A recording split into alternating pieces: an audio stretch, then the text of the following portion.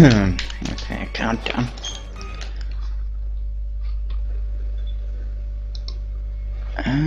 Okay. Guess we're saving here.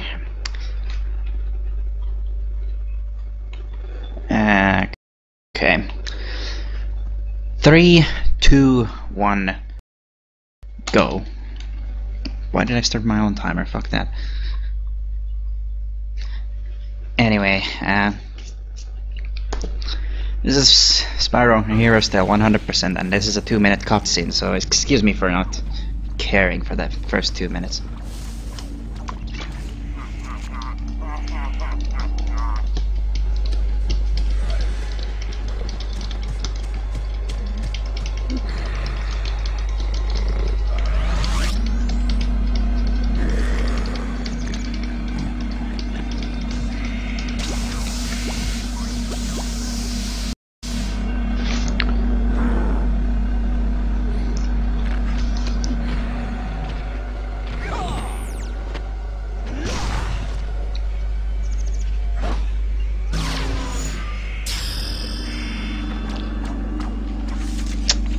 Yeah, this is not very exciting for the first 2 minutes, as one would expect, but you know. I want to say that after that it actually picks up, but it doesn't. First half hour of this run isn't gonna be that exciting, but there will be some very interesting things. It looks like he's been mining dark gems and planting them all over the realms. He's even got nasty Norc and his minions doing all his dirty work. Also, there's like 8 billion years of delay on the video, from what I can tell from my own position right now, because I'm looking at the stream and it's at like where Red is closing the cave, and I'm like here with the professor telling me nonsense. It's like a minute or something ridiculous, I don't know. Destroy all the dark gems. But first, go and see Moneybags. He usually has something worth buying. Good luck, Spyro. Now I'll unlock that door so you can. Anywho, game's about to start. So yeah, this is Spyro Hero Style actual gameplay. As the professor just said, I need to go see Moneybags, but Moneybags is kind of a greedy cunt, so I'm not gonna enable his habits anymore. I'm just gonna ignore him for the time being. And make my own way around this place. Okay, this is tricky as hell, so I'm glad I failed it in both Hero Style runs, because, you know, haha. Okay, salvaged it.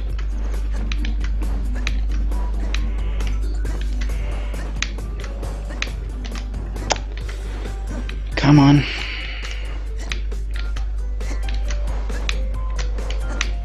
There you go.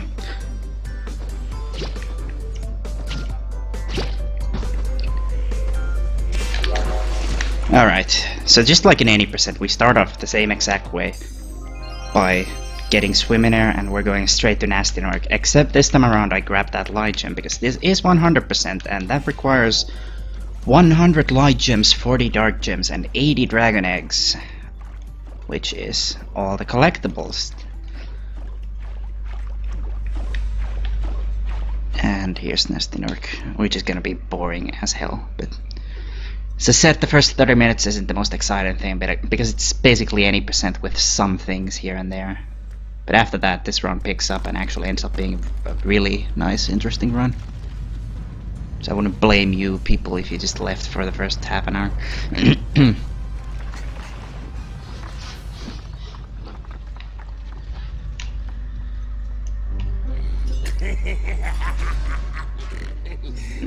Anyway, the skip I just did skipped quite a bit of things. I just skipped Moneybags, buying a lockpick and collecting the gems to buy said lockpick. Then opening a door with that lockpick, a Zoe cutscene thing that introduces Zoe's mechanic, which is checkpoints, and unlocking double jump and talking to the elder who gives you that double jump. Which is roughly like 2 minutes of nothing. So it's a really major skip. You may be thinking, oh, but how do you get double jump if you just don't talk to the Elder? Well, this game is made like garbage. Of course I find a way. We'll get to that. Anyway, this boss isn't anything exciting. He's damage boost through attacks, and it takes like 5 minutes anyway.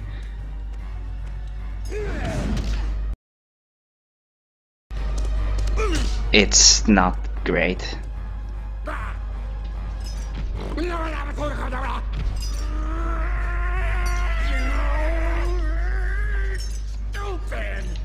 You beat me! Man, I gotta get my head in the game. And that was the first phase, which would have been just fine as the boss. You didn't need more of that, but apparently Eurocom insisted. So we're gonna do this 3 times, basically. For a total of 9 hits on this fucker. Which is unnecessary. It's basically the perfect word to describe the bosses in this game. Swag. This one I want to take damage on though.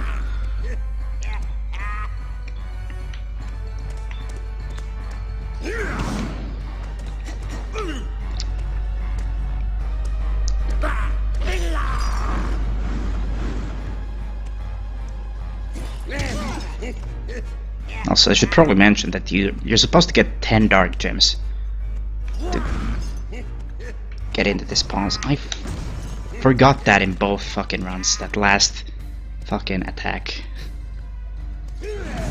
Whatever. You're supposed to break 10 dark gems to open up the barrier to this boss, and, you know, I did that at some point, I'm sure.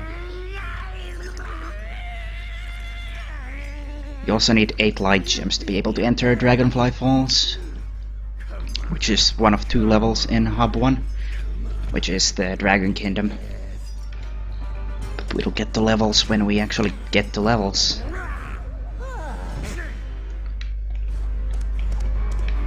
Anyways, those death abuses may seem slow, but they actually aren't, since they skip attacks. So as soon as I spawn in, there's like an attack that just never happens. So those death abuses actually lose half a second, pretty much. And damage boosting through the smaller attacks, these attacks, saves like 0.2 seconds. So, all in all, like I'm saving only little bits of time by doing the damage boosts and death abuses. So it's not that big of a deal, but it's time save and it's absolutely free, so I'm taking it.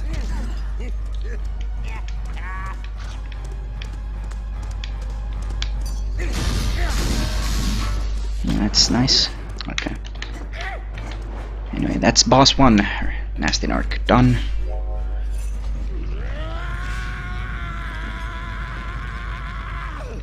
Yeah, sure, Wally. No.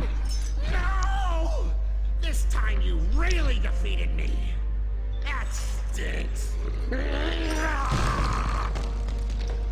So killing Nasty Norc gives me the electric breath, which really doesn't do much, ever. I use it like 3 times on anything ever. Is this breath even stronger than my fire breath? In some ways it is, but it will take longer to I use it here because I have to. Then I use it in... I think... what level is it?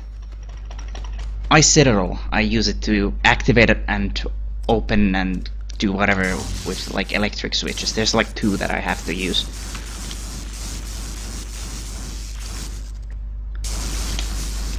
And the final boss, I need to use this as well. Actually, no, there's 4 things, because there's some enemies in Dark Mine that are only vulnerable to this breath attack, so I have to use that. It's not a very useful breath when you're doing a speedrun. Casually, it's not a very useful breath anyway, but the game forces you to use it here and there. Because there's some doors that only open with electric breath. Anyway, there's an egg there, so gotta grab it.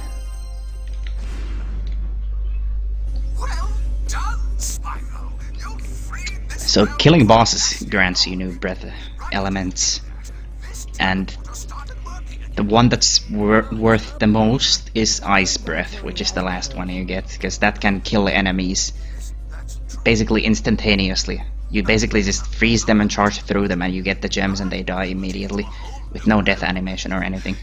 And that's a good way of getting gems because in this category you need quite a few gems to be able to purchase as many lockpicks as you need to open all the chests with like light gems and eggs in them.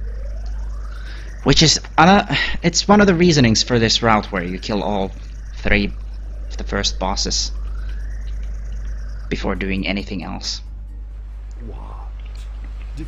I have to get to Ice Citadel as fast as possible, basically. Because there's one section in there where I can grab like 10,000 gems and it takes like less than 20 seconds to do so. And there's only 2 sections like that in the game, really. Both of them in Ice Citadel, and only one of them I can actually do without collecting 40 light gems to do like supercharge stuff. But anyway, that's getting a bit ahead of myself. Now, all of you, get out there and stop Spyro. Here's another really long cutscene, so you know, it's exciting. And when he gets here, I'll have a little surprise.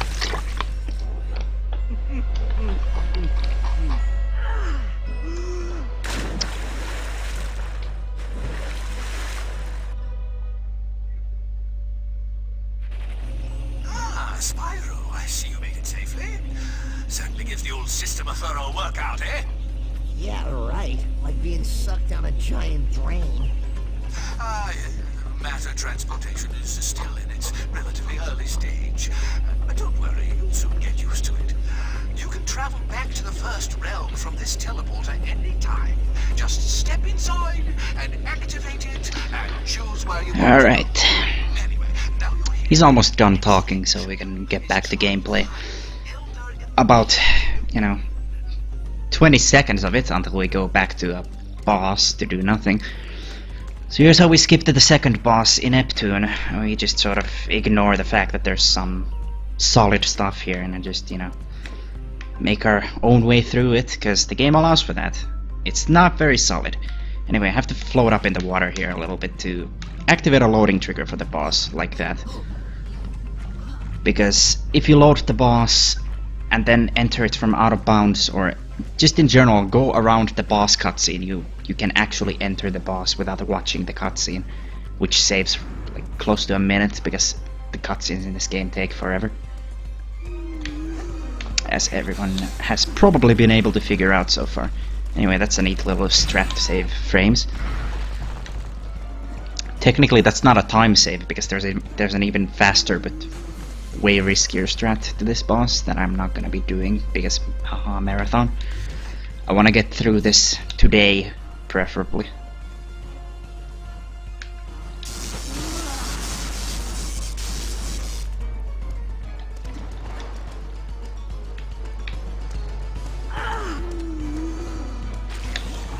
Anyway, this boss is the most repetitive one out of all 4 bosses in the game. This one is literally the same thing 9 times. The attacks don't vary, it's just she starts doing attacks more frequently, but they're completely random, so she could like not do them at some points. And after this phase, 2 of these platforms will go down, which doesn't affect the fight because I'll be taking damage from the lasers that come up, because it's faster by a lot.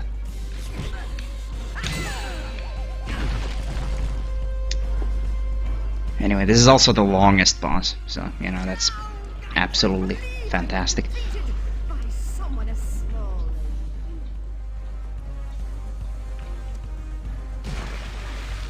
Death abuse to get sparks back. And once again, this stuff.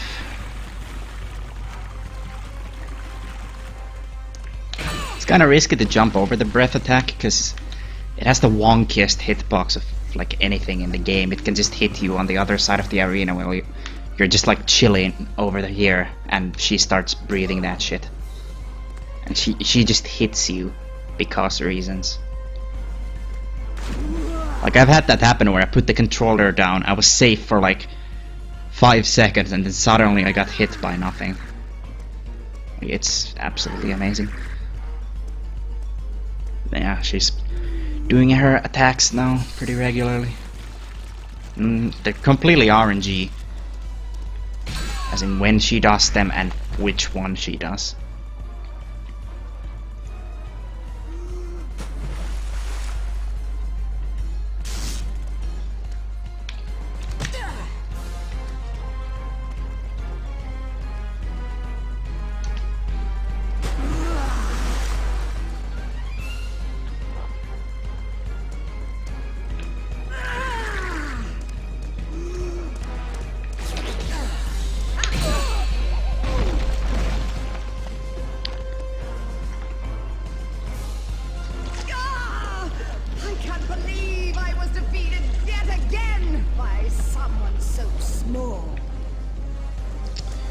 Dang.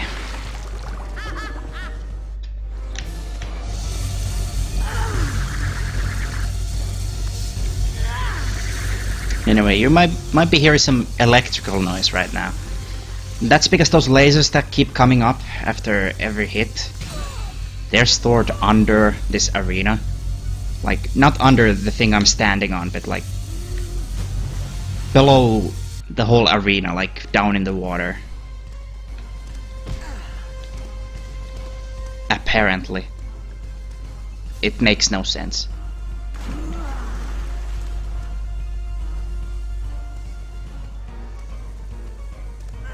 But apparently, I mean, that's the explanation I've been given.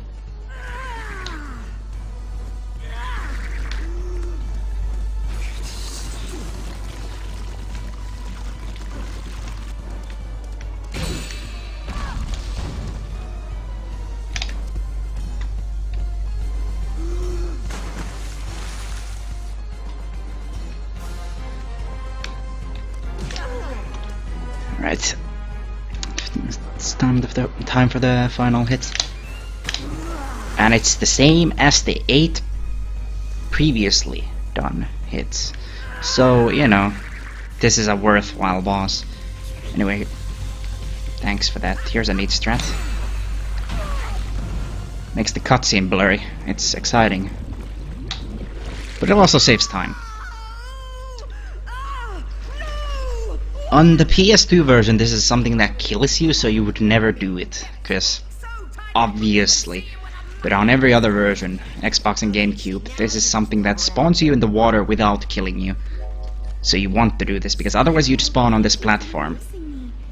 And this saves a couple of seconds in movement, because you don't have to like charge off the platform into the water, you're already in the water. What can I do with this? You can use your water breath to move. Speaking of versions, yeah, this is PAL Xbox 360. Specifically Xbox 360 because of faster loads compared to original Xbox. But it also has its problems. Like, you know, occasional game crashes. Anyway, that's how I get out of the boss. You can bonk out of water. And if you do that, sometimes it phases you through walls. It's really great. I'll be doing the same thing in a moment. It's time to collect some stuff, finally. Like a break from the bosses. Fucking thank God. Anyway, the reasoning for using Xbox over like PS2 is because of different collision mechanics, which allows us to do a lot of things that save time, most notably the double jump skip done at the beginning of the game, which is impossible on PS2. A lot of things are just like harder on PS2, like on PS2 you can't see from out of bounds to inbound, so like that egg I couldn't see it on PS2, but on Xbox I could like see it before I was even inbound. On PS2 that would not be allowed. Anyway, I have to activate this water wheel to get a light gem from an otter guy later, I mean. Same thing, right? Yeah, that guy just shot at me. Good effort. This is really difficult to control, like you don't even understand. It's actually one of the harder things at the beginning of the game to just get right. Anyway, I swam away from the water wheel, which gave me my camera back like that, but it doesn't skip the cutscene or anything, so I'm still stuck until it's done doing the cutscene, which is odd. Hello again, Spyro. Even below ground, And here's the first mini game. Red appeared on the scene, but I'm always up for a challenge. One of the harder ones. Of course, we start off with that, because why not? Explore below ground. This is Blink, and he's a fucker. Easily the most painful part of running this game, or even playing this game casually.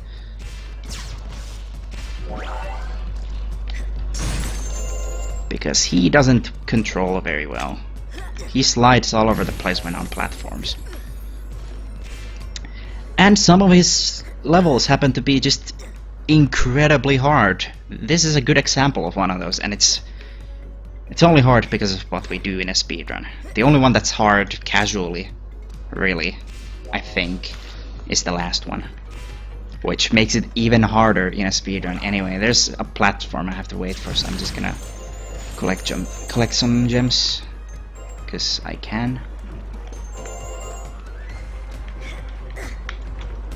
Anyway, there's a dark shard over there. We're gonna see one of the main techs of Blink, which isn't a real tech, it's just common sense. Hope that'll hit. It did not. Doesn't matter. Everything's got a backup, otherwise I wouldn't go for it.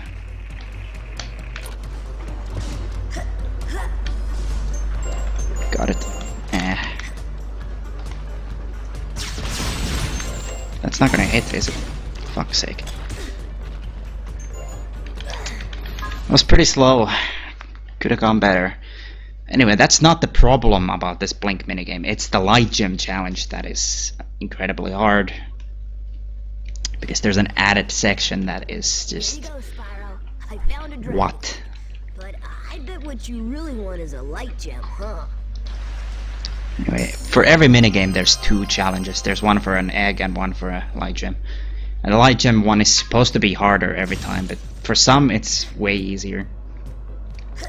For all of the Blink ones it's obviously harder, because it doubles the amount of dark shards you have to get, and it sometimes adds enemies, sometimes adds a whole section to the thing. There's a lot of things that can change. And this is the only minigame where the cycles for platforms changes.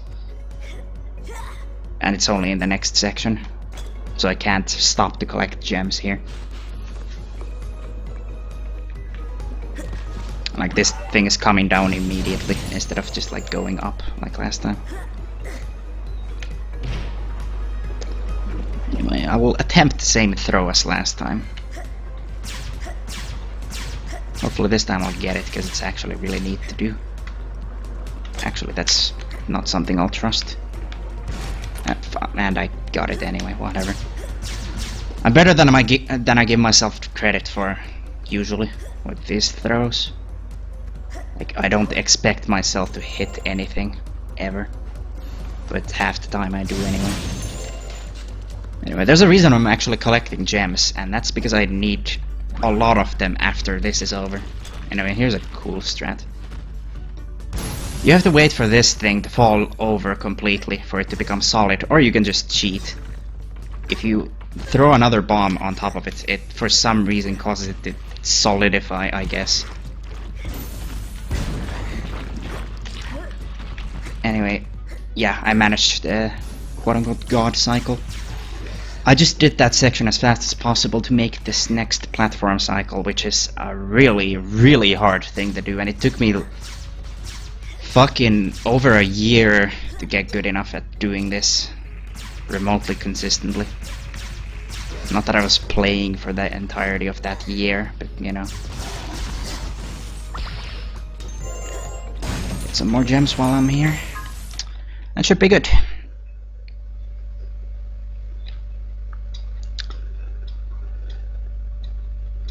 And no, there are no light gems or dragon eggs in any of the minigames themselves. You get them after beating the minigames. Every time I take something out of the ground, there's just that much more room down there for me. And we're done with that, thankfully. fast enough. Anyway, we need to buy a lockpick to unlock the moneybags shop, because that's how it's programmed. You cannot buy anything from moneybags until you have bought a lockpick. So that's why I had to get all these gems, so I could buy a teleport pass to get over here. Also because I do need that lockpick. It is actually useful for something, and it actually factors into my plans quite perfectly. Anyway, entering Hub 3 now. And you know what that means, more cutscenes. I'll be using that lockpick in Gloomy Glacier, so like 20 minutes from now I'll be using that lockpick. So it lines up perfectly with the route. Because that's how routes work. Usually you plan them around something. I don't know, maybe I was high when I was routing this game. Let me think. But yeah, that's the general idea of how video games are routed, I guess. Tricks up his sleeve that will give smarty pants Spyro a run for his money.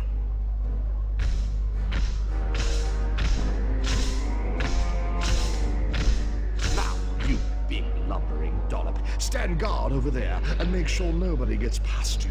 If you let me down, you know what will happen. Excuse me if I'm not gonna pay too much attention to the game. I'm watching Sword of Seals play Crash 2 because this is a professional marathon setting and I care a lot. I wanna see what he got as his PB because he's restreaming a run. Anyway, suddenly, double jump. This is a weird little thing. As soon as you enter Hub 3, no questions asked, you are given all abilities that would normally be unlocked by talking to the elders in Hub 1. By all the abilities, I mean 2 abilities. Double jump and pole spin, which is doubly convenient, because double jump is required to skip into red. We have no other method. We need double jump. And we need pole spin to get out of red. How convenient that entering Hub 3 gives me all of these tools. It's a strange world. I cannot believe this. How did you make it this far? Anyway, as soon as this fight starts, I'm gonna kill myself to get sparks back, because I'm not trusting this. Am I supposed to be scared of you? I've spoken to the elders, and from what I can make out, you're just a traitorous coward. Ah, well then.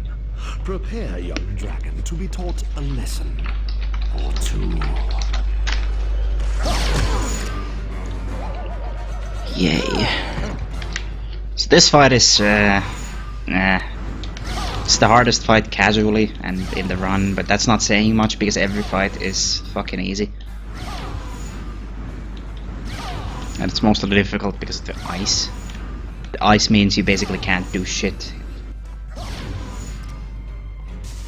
Anyway, this is what happens after he shoots 9 of those ice things at you. He spawns a bunch of crates around himself and they're explosive, and I just fucked up. Though that's...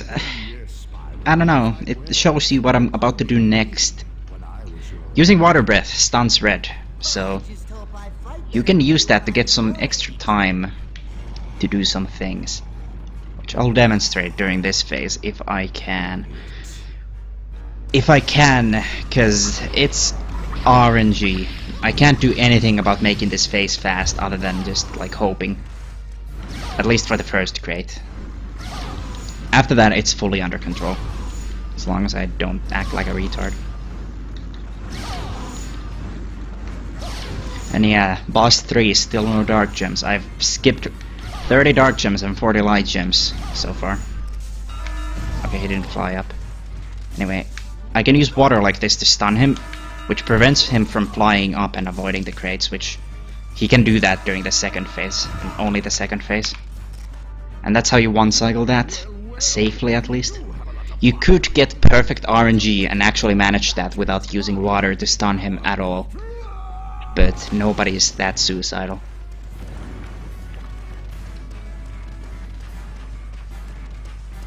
Anyway, this final phase is very different from the rest, as in there's a lot more that you have to deal with, because he has like 3 new attacks that he just throws at you.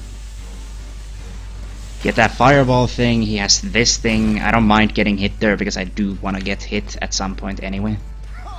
He has this laser attack.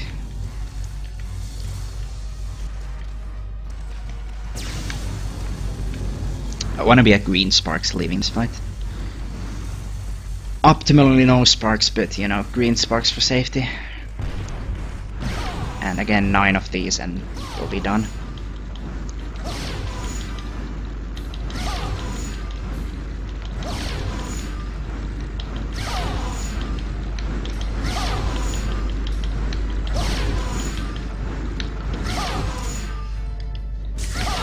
As I said, only on the second phase he can fly away, so he's no longer an issue really, RNG wise. I need a lot of time to push those boxes into him, so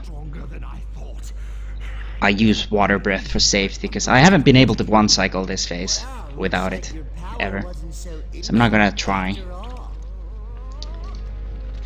Anyway, that was a perfect red fight, which is nice, because don't think I got one in the any percent run. That would explain the time loss I had during it, at least.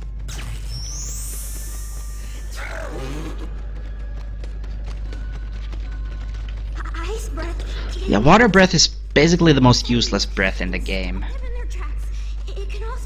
It's not useful for anything really. We use it twice, once in red, right here, and another time to activate a water wheel to get a light gem. Actually no, there's 2 water wheels that I activate at least, I think.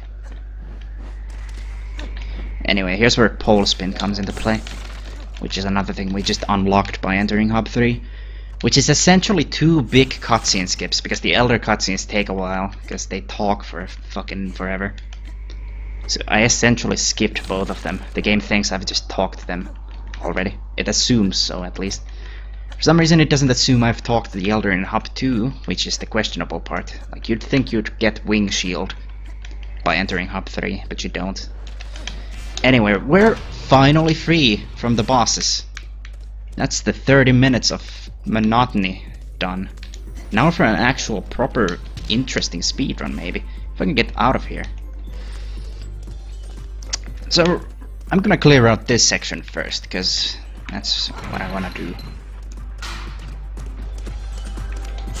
And just to keep the excitement going, the first thing we're gonna do is a blink minigame.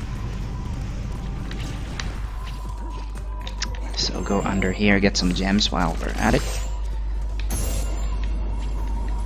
Basically the run is built around the one big spot for gems, and then a lot of gems collected like passively by just like playing the game, because there's a lot of gems lying around and there's gonna be a lot of enemies in my way that I'll be using Ice Breath to kill. Exploring in this area. I'm always up for a challenge. Underground in tight spaces and freezing cold. I love it. Should I explore below ground? Anyway, this blink minigame has an interesting, unique trick to it that I love doing so much, because failing it loses like half a minute. And it's somewhat precise, so I'm gonna have to focus on this. I'm not sure what to even call the trick, because it's something that looks like a dupe, but isn't a dupe. I'm not duplicating dark shards here. But you'll see if this works.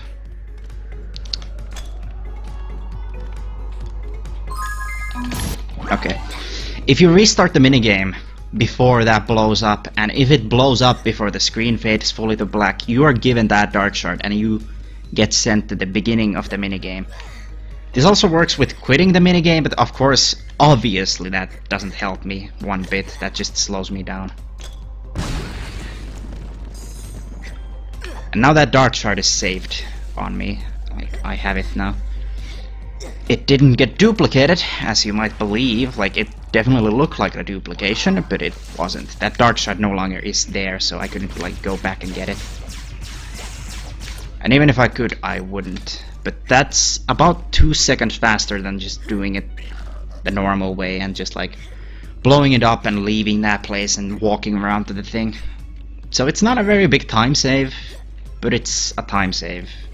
Something that I'm more than willing to do, because it's not that difficult. Anyway, the rest of this challenge is fairly self-explanatory. Just break the dark shards, usual stuff.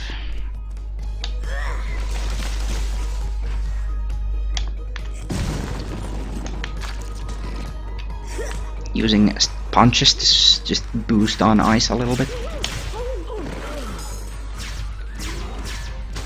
Can I make this throw? Yeah, I made it.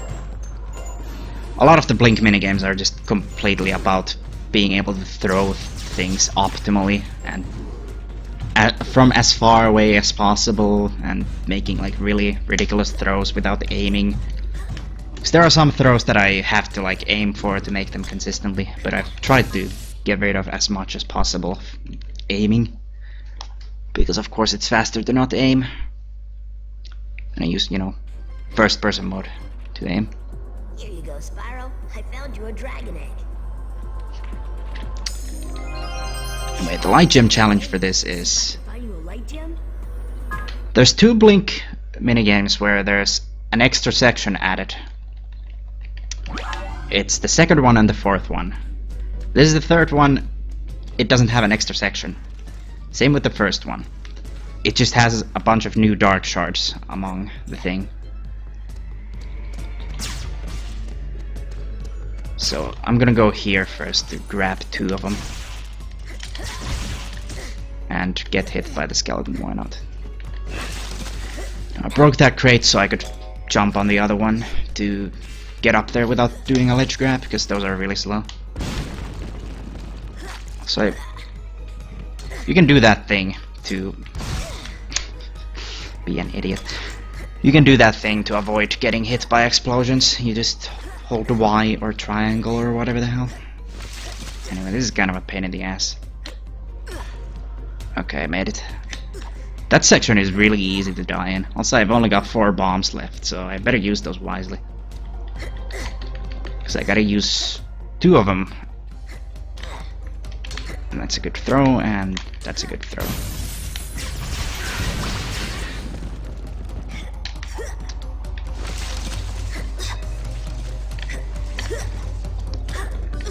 Also, I should explain right here, since I didn't last time. I definitely here to reset the cycles of the spiders on the hangrails. And I killed this guy because he basically has a 90% chance of hitting me on the hangrails. And if I get hit, I fall off. There's just like no questions asked. I die.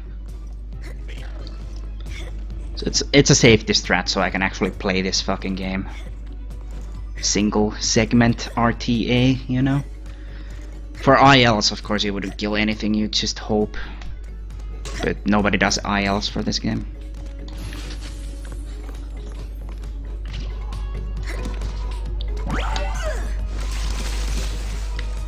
Hope that doesn't hit me.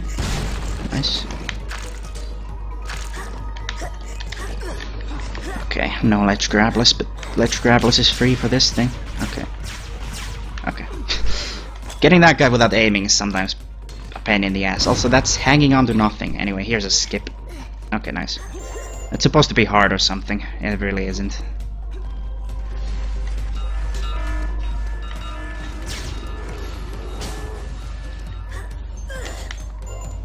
And should get it. So I got 2 dark shards left. This one and the same as the last one. So it's over here. This went really smoothly, actually. No complaints. 246, that's decent.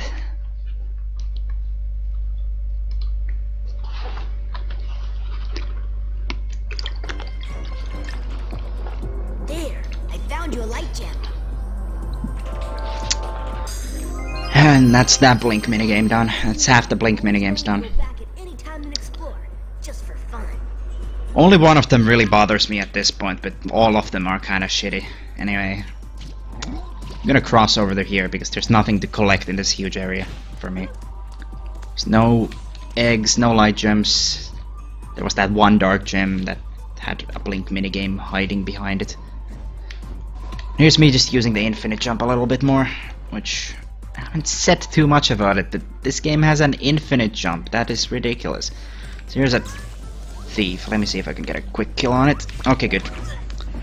So the thing about thieves in this game, they have a turning animation and it takes about an eternity for it to happen. So for almost every thief, the strat is to make them turn around while you sneak up from the other side and just annihilate them. And with that thief, the case was exactly that, and it will be the case for almost every single thief. And here's a little bit of creative platforming, never mind. Okay, yeah. This is not hard, by the way, just a reminder.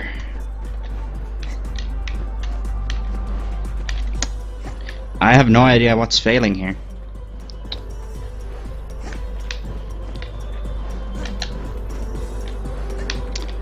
Okay, whatever. Did it the hard way. So I have to just fly in this direction randomly, hope the thing loads. And this gets me to the section over here, which skips quite a bit of stuff on the in that big section that I said that had nothing in it. There was like a button that you have to push to open a door. Go through like a cave, whatever. I didn't feel like doing that. Also, I'm... Okay. I had to use infinite jump to get up here, because I don't have wall kick yet, which is an ability you unlock from the Elder in Ice Citadel. And we're not gonna talk to that Elder either, because that would be slow as hell. Anyway, I need to grab this egg while I'm here. So I use infinite jump as an alternative. Infinite jumping is much slower than wall kicking would be, but wall kick just obviously isn't worth it. And I couldn't even get it this early in the run, so, you know. It's not really an option. I have to use infinite jumps to skip this stuff. Anyway, there's a dark gem and a light gem over here. So I have to go grab these. So you can't charge on ice, it just makes you charge on the spot without moving anywhere. You also can't double jump off of ice. So that platform pushes you backwards, which is really annoying. So usually I wait on it a little bit before I jump for that light gem. Anyway, next up would be the mammoth, which you're supposed to encounter before Red, but there's a light gem in the section that the mammoth is guarding that I'm gonna go grab first by going around the cutscene. There's no skipping this cutscene, but there is going around it, and it's very simple. You just literally go around it. Because I don't want to come back here later after the mammoth is gone. So I have to go get this first. And that's that. It's the end of that whole section.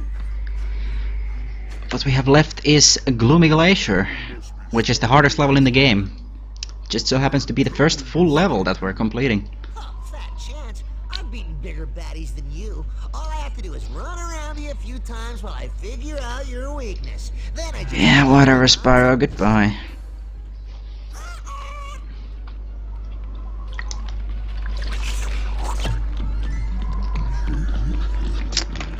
There's another long cutscene, which after this, these become much rarer. There's not gonna be like any cutscenes in Hub 1. There's only gonna be the ones for the minigames. Same thing in Hub 2. There would be a lot of cutscenes, but I skip all of them by getting creative. This one though, completely unskippable. Because if I had gone into the cave here, normally you would have Hunter here waiting and being like, yeah, I can go in here and do the thing. But Hunter doesn't exist until you've encountered the mammoth, so you can't go in the Gloomy Glacier. And Gloomy Glacier will not load if you're not Hunter. So there's kind of a problem here. But what if it's already too late? Relax, buddy. Spyro's still alive. I know, because if he weren't, we'd be going back to a previous save. I rock. Anyway, Hunter is probably the more fun character to play as, but also the harder character to play as. So I'm not really sure what to think of him. But he does have a movement tech for speed, so Yeah, here's Bentley, apparently. Hey, it's not my old pal, Hunter. What are you More cutscenes. This is unskippable. Hey, Bentley. Yeah, I'm just passing through. I've tried to skip it in a lot of ways. Just nothing. How you doing? Some Yetis from the neighborhood chased me out of my house, but I don't want to bore you. You're busy looking for Spyro. Oh, cool. Okay then. Are you sure you're okay, Bentley?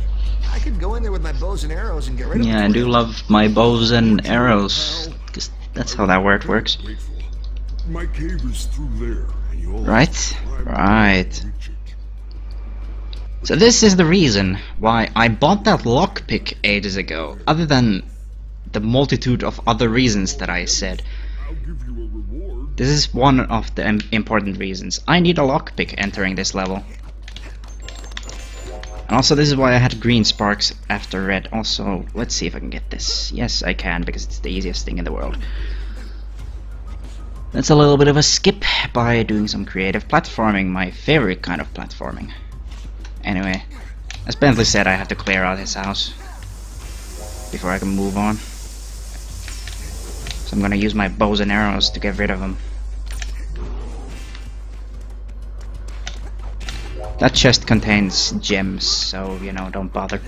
There's a lot of chests that contain just like utter nothingness for you to collect, so you really want to learn which ones actually have stuff you want.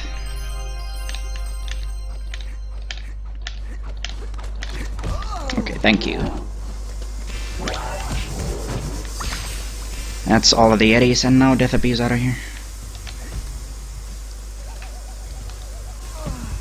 And I also picked up an explosive arrow, which I need to break one of the walls later on.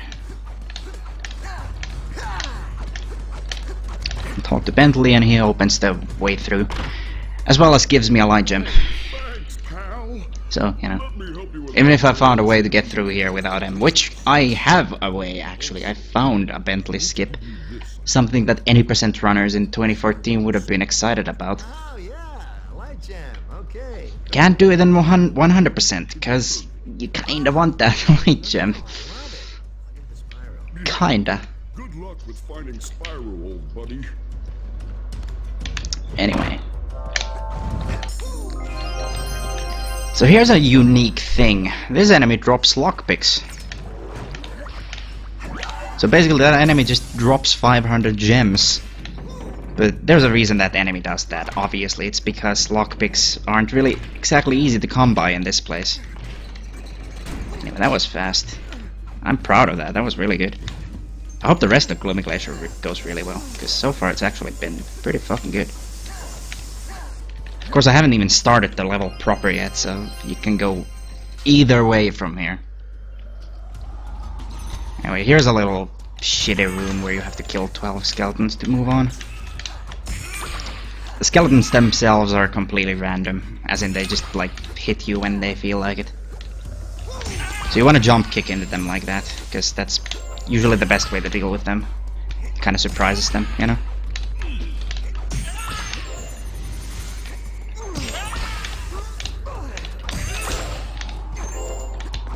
Nice, no hits. And I did it fast, kind of. I wish there was a skip out of that room, but you know. So this cave is kind of hard, so you have to wait on that. And here's the explosive arrow spot. Pick up another because it's in the way, and skip this. You're supposed to shoot that target to bring up a platform, but that jump is so easily made without it. So why would I bother? Jump over here. Avoid this guy's arrow, because, you know, death is not good. Zoe was quite a while ago. Can I? Thank you. This is going really well so far. And that's pretty much the hard part's done. Anyway, jump down here to get this egg. Death Abyss to get the hell back up.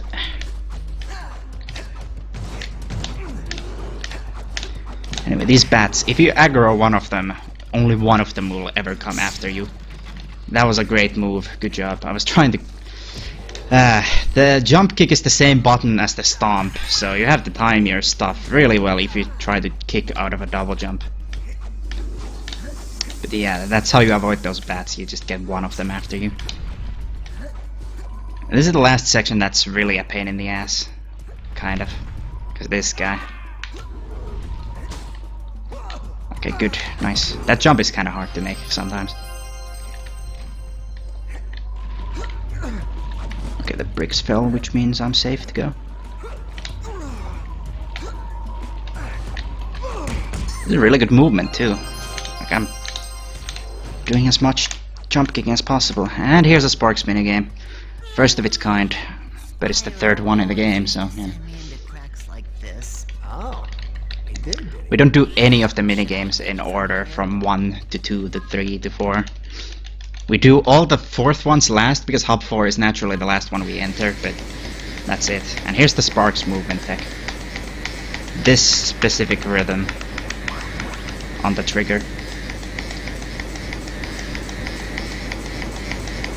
Maybe slightly slower than that. It allows you to keep up the speed while not wasting like the full amount of the stamina bar.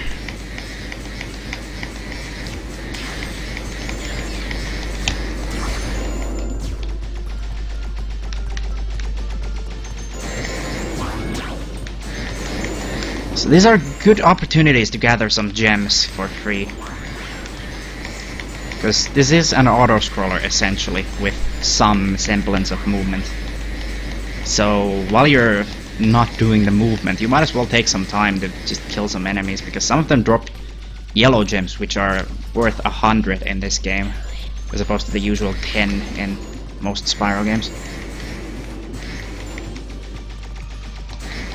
PB pace, actually I'm a minute ahead, but you know, I wasn't gonna say that.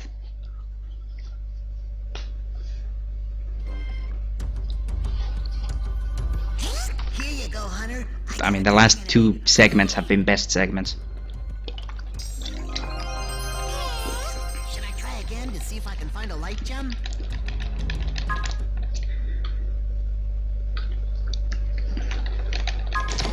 So here's the light gem challenge, which just reduces the amount of weapons you have, and it takes away most of the power-ups in the level and adds some enemies. It's not really a big deal. It's still the same auto-scroller. You just get less to, you know, go fast with, because it removes the bottles, which restore your stamina to full, so you can't really use those anymore.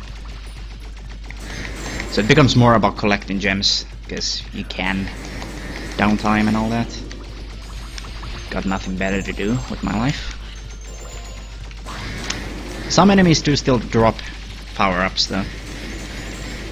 There's not a single enemy or flock of enemies that drops like a stamina bottle, so meh.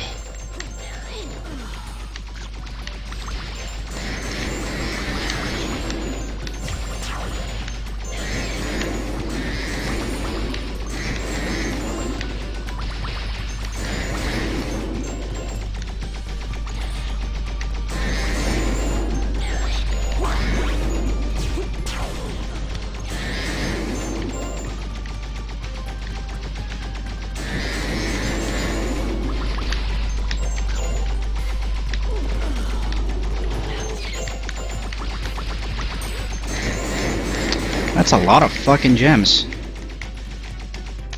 128. Meh.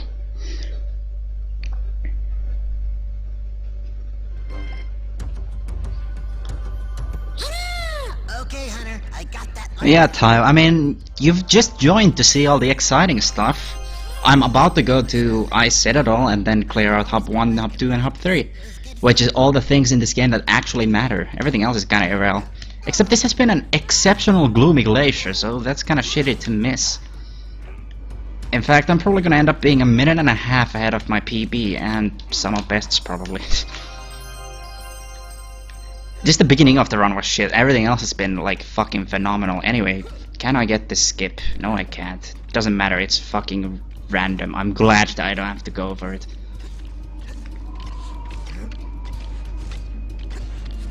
gonna let this spider go on by. Never mind, I'm just gonna ignore everything that makes sense to me. Anyway, you can jump from the ledge to ahead of that spider, and then you can take damage from the spider to do exactly what I just did, which was double jump. And you could cut the corner completely and jump to like where I am now, but not this far into it, obviously. Just, it skips a lot, it saves a lot of time, but I mean, I didn't get it, so I'm not gonna go for it. Anyway, nice. If you blow up that strong chest with an explosive arrow, it's a free 500 gems. As well as, you know, it opens up this thing, which the only way here is to open that, so, you know. Gotta get the light gem. And there we go.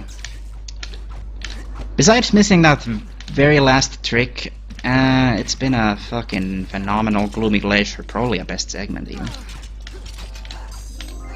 That's the ending. And I'm gonna save time, which means it's the best segment because PB had best seg. And I just saved 30 seconds on my sum of bests with not even a perfect Gloomy Glacier. Can you imagine that?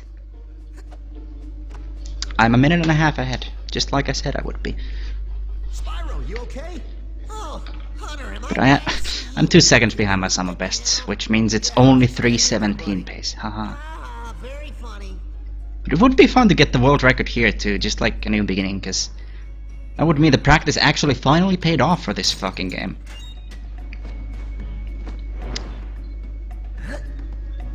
Oh, thanks, Hunter. So we're finally back to Spyro here, once this cutscene ends. And we're gonna have some proper gameplay for a while. Imagine that in this game. Gameplay. With Spyro or something. Holy crap. But first we have to get out of this room, which is it's much more easily said than done. Unless you're on PS2, in which case you're a dirty cheater anyway.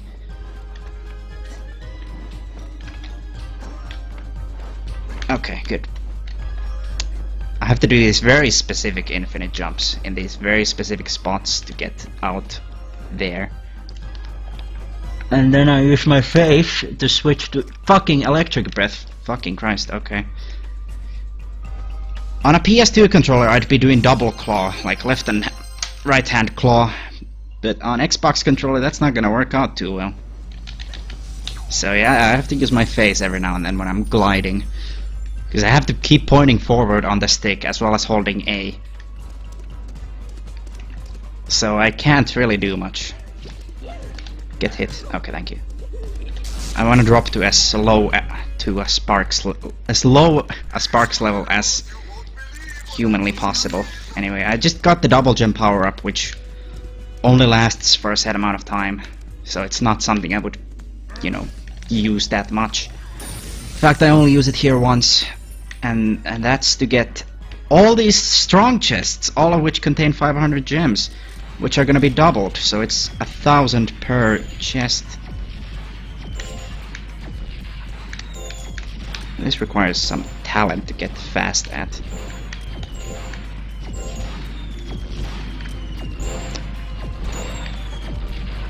I want that. Nobody gets left behind. Fuck's sake, that is the hardest chest to get. And that's not even that important to get. I could have lived without the 1,000 gems. But I refuse to live without the strong chest. Like, no. Let me get that light gem here. Glide over here, and I'm gonna take a hit from this guy here. Thank you. Light the boiler, get the hell out. You may have noticed I didn't hit a Zoe anywhere, so no checkpoints, so we're back here. And that is convenient, because the elevator up from that place takes about an eternity and a half to get up here. So I'm gonna have to do that. Anyway, now some shopping. It's faster to leave the shop and re-enter it than to scroll back to the left to get to the lockpicks, by the way, so that's why I did that. It's a minor time save, obviously, but you know, I'm a speedrunner. I will take my 0.3 time saves in my 3-hour speedrun. Anyway, this cycle is shit, but it doesn't really matter at all whatsoever. Because we have the cheating tool, the infinite jump. And this guy is an asshole, so we're gonna deal with him. Because if you sit here while letting him live, he's gonna shoot you down. A lot. Anyway. I have to wait to get back up. Not back up, but you know, up here. Grab that light gem. And here's one of the 2 water wheels we'll be using this run.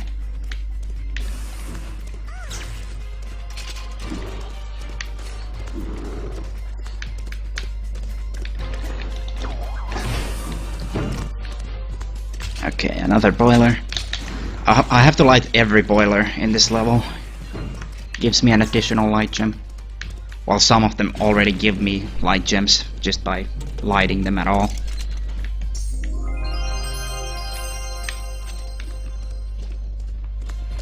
I have to kill this guy to open the door, and I have to aim this head bash in a very specific corner of this dark gem, so I fall to this spot. So I don't fall directly into Elder Astor's talking trigger, so I can just leave him. So he would teach me wall kick, which I've already established. That's a time loss, because I can use infinite jump instead.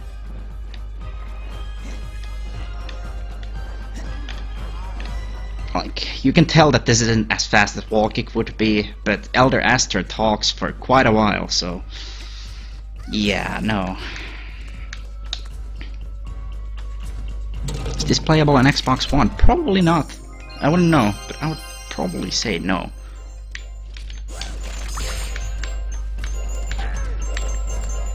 Anyway, activate the shop pad. I'll be coming back here later, like 2 hours from now.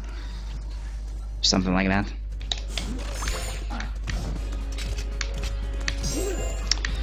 And we get our first speedway.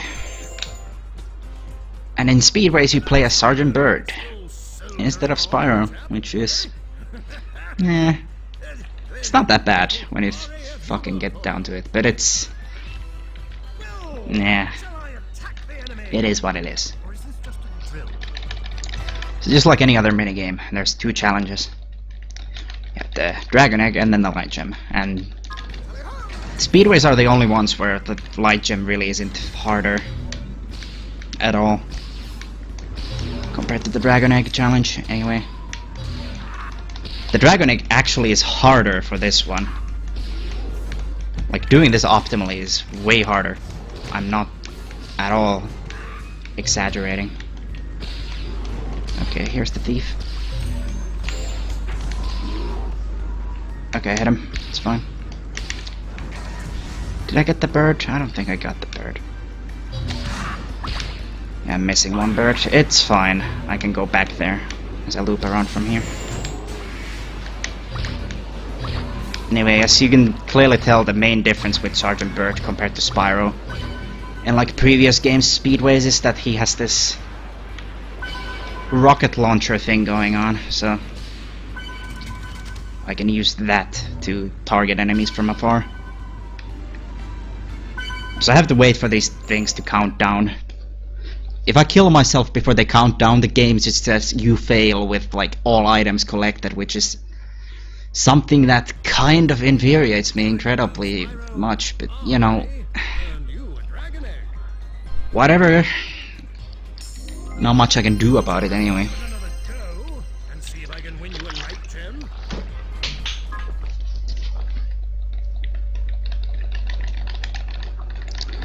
Okay.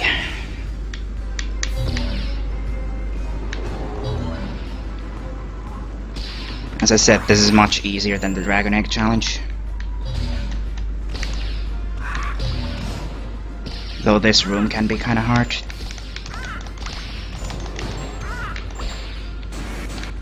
Because of that.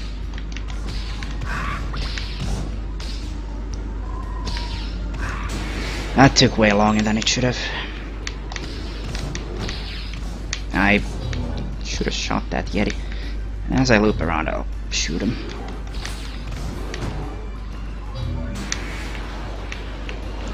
So I got the thief. You could barely see the thief for like a fraction of a second, but yeah. I got him, definitely. As you can tell from the fact that I killed all of them. Yeah, another good main difference to these speedways is that there's 5 different items to get, or things to kill, or whatever the hell. As opposed to the usual 4. Usually it's 4 times 8. In this one it's... well, it's 4 times 8 plus 4. In all the other speedways it's like 5 times 8. For some reason there's only 4 thieves. Training got me through that, you know. I managed to earn you a light gem. Anyway, those speedways are actually quite fun to play, all things considered. They were kind of fun to route as well. So just say the word. Though half of them I didn't have to route. But I did reroute some of them that were already routed, and I had to route some of them because some of them just weren't routed already before I came onto the scene. Anyway, that's the second last boiler. And the last boiler is gonna be right here, so we're basically done. And that's all of Ice Citadel except for a couple of things involving Supercharge, which requires 40 light gems to activate, and I don't quite have that yet, so I'll be coming back here later. Just a while from here to activate Supercharge and then get all the stuff that I missed. Strictly speaking, I don't need Supercharge to get any of the things, but it's faster.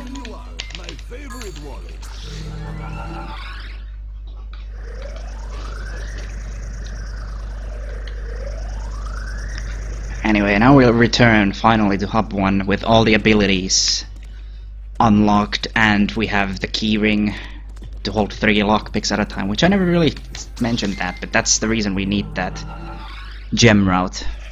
Because we can't really complete levels before we have the keyring, and we need like 5,000 or 6,000 gems to get it.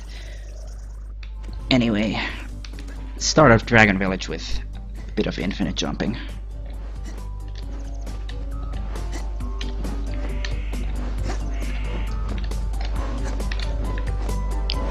Get up here. Get that light gem, get that egg. Fucking hell. Just get up here without having to do the dumb button pressing puzzle. Oh my god, I want to die.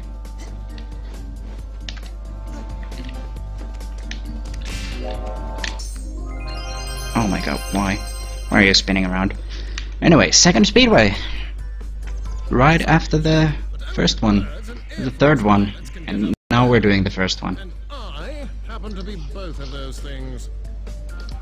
Right. Shall I take on this flying... This one is a lot easier than the last one.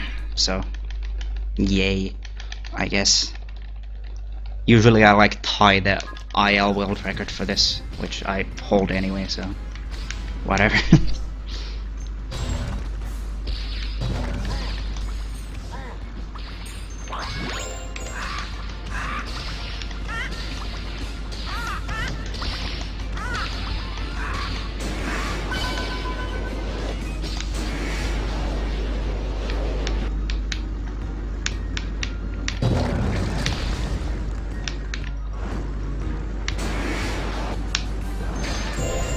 I was wondering about that, because I sure as shit did not blow that up. 'Cause that's the one you're supposed to blow up first, and I had a feeling that rocket just went off to do its own fucking thing. So that's the IL world record done.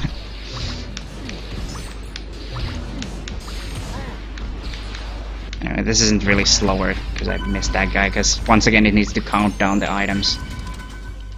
And that's why I go through that section as fast as possible, because it doesn't matter. As the items are counting down, I'm basically not losing time. So I want to get to the rings faster than getting the Norcs, because that happens to be the faster thing to do by a little bit. Do I run this game often? Could you tell from the movement if I do? Because, you know, usually that's a telltale sign that somebody may have put time into it. But yeah, I kind of do, maybe. It's not that often, but often enough to hold every world record, which means nothing because nobody else tries to get them from me. Anyway, I just cleared out that whole thing in a pretty nice way. Get these 2 vultures, and around we go. So this light gem challenge is a lot slower than the dragon egg. It's a lot less exciting. There's like no speed boost that I pick up because it's a detour to go get any of that.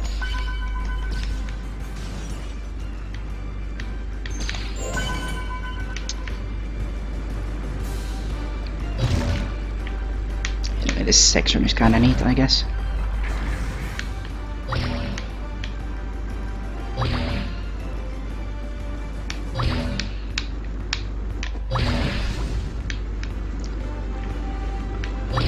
It's really slow, but it's kinda neat in the movement, because this isn't really that easy.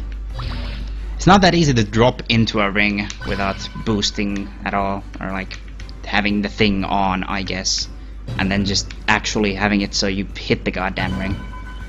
And then getting out of there while hitting the ring and everything, and video games, you know, stuff.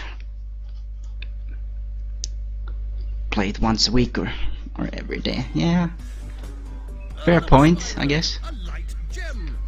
I don't even play this once a week. On average, like throughout the year, there's like 2 months where I'll play this like every other day, because it's not that active of a speed game. As I already said, I hold every world record because nobody else plays this. So I don't have that much of an incentive to play it, but every now and then, I don't know, it's really fun to play actually, so I do it anyway. Who the hell cares about world record? I don't care if I hold all of them, I'm still gonna break them. Anyway, that's that section. Once again, I got up to that platform without having to do any nonsense with pushing buttons to race platforms and such. Here's a chest. Let's open it.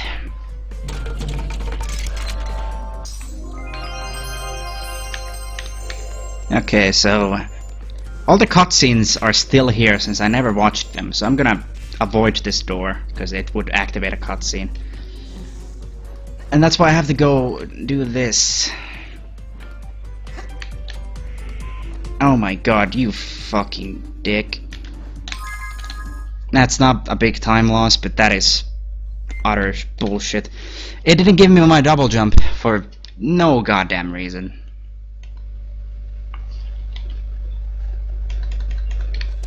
Oh fuck.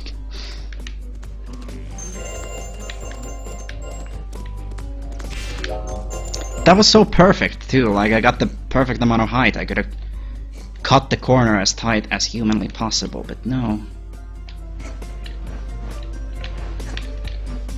Anyway, I have to go around Zoe here because she still has that cutscene to offer me, and I really have no interest in it.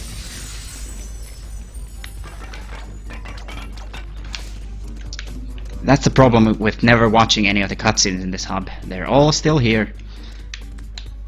And I mean all of them are still here, so I have to avoid some more. The only one that's not really here is Elder Thomas, because the game thinks I've talked to him, because clearly I have double jump. That must mean I've talked to him. But even then I don't go anywhere near him, so there's no danger of talking to him.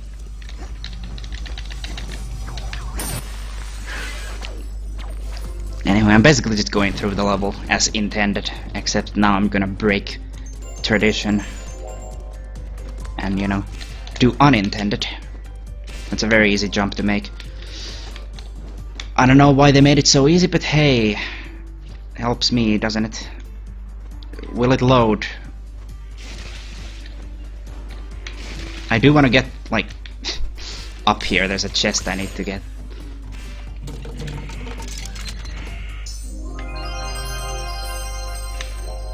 And then go around here, and now we take the swim in there because there's a dragon egg I need to get. That's like all the way over here.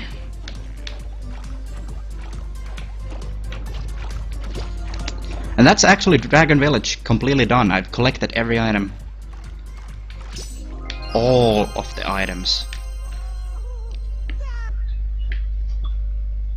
There's 80 dragon eggs. And then there's 40 dark gems and there's 100 light gems. Anyway, since we're done here, let's go to the first level, which is Crocodile Swamp.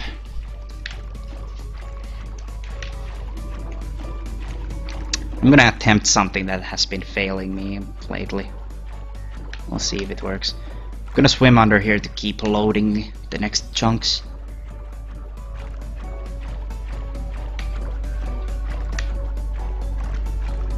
This should allow me to load Crocodile Swamp while staying out of bounds. Yeah, I did it.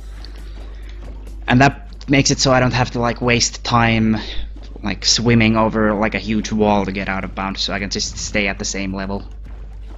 So I'm gonna go grab this, because I would need supercharge to clear out this level, except no. I refuse to do so. I've got better things to do. Okay, nice. We're gonna swim over here, grab some more stuff. Basically, the way I clear out most levels is I swim through, I grab everything that isn't nailed down. Then I death abuse to get back on my feet, and I grab everything that is nailed down. Namely, chests and yeah, those things. Dark eggs. Dark eggs, yeah, Dark gems. Some of you may be able to tell that I've slept for 3 hours and everything is fun. Anyway, yeah, that's how I clear out most levels, because that's the fast way. The only exception is Hub 3, because there's nothing to swim with. For fuck's sake. Take some damage from this fucker. Because damage is something I need right now, because there's gonna be a death abuse very soon to get on my feet and grab the things that happen to be nailed down. Right now, egg thief. No longer. Goodbye. So I hope this guy will hit me twice. Nope. If he doesn't knock you away, you actually can take damage twice from his hit, which is actually very nice. But yeah, I've slept for 3 hours. It's really nice. That's because my fucking last run in this marathon was until 7 in the morning. And then I didn't go to fucking bed until 8, and then had to do stuff like wake up at 11. It was really awesome. Anyway, here's the third Blink minigame. The last one for quite a while. We don't see more of this asshole until like 2 hours from now, so it's actually really nice to get him out of the way first. It's the first minigame thing we clear out in the first 3 hubs. But it's the last minigame we will be doing. It's a Blink thing. Which is interesting when you think about it. It's the first thing we would clear out, but we still do a Blink minigame last, because it's the last minigame in the game. Anyway, this one's a fairly simple one. Jump on those to skip a ledge grab. The light gem of this is actually kind of hard and has some really interesting throwing tricks that can save so much time, but I don't think I've ever pulled them off in a run. I've done the egg completely perfectly. Actually, there's nothing in there. What am I doing? This is not the light gem. In the light gem challenge, there's a shard in there, but what the hell am I doing with my life right now? Being a dumbass, apparently. That might not break it, but I'll trust it. It broke it. Yay, I trusted myself. Anyway, up here we have something. This is an interesting way to get up here. And that's that. Don't have to wait for the platform, don't have to deal with the spiders, don't have to deal with anything.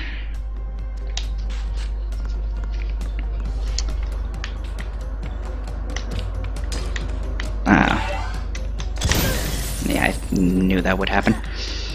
Anyway, long jump here. Get rid of the spider, because if you don't, he will spit shit at you, and you will fall into the water, quote unquote. Question mark. Bye. That counted as a win, by the way. I don't think it's even possible to fucking die before the last bomb blows up like that, so, you know. I found you a dragon egg, but I'd love to get out of this fresh air and look for something even better. Should I try again and see if I can find you a light gem?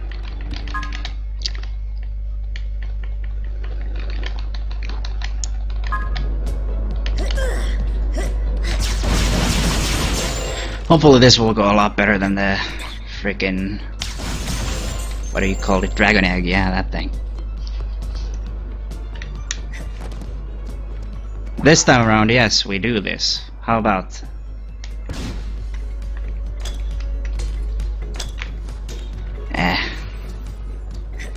I mean, could have been worse, but nah. Okay, so this friggin' throw.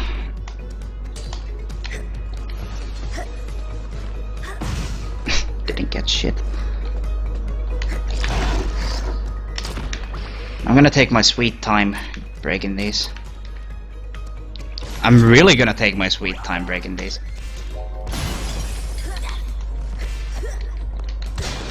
Friggin' hell. What the fuck?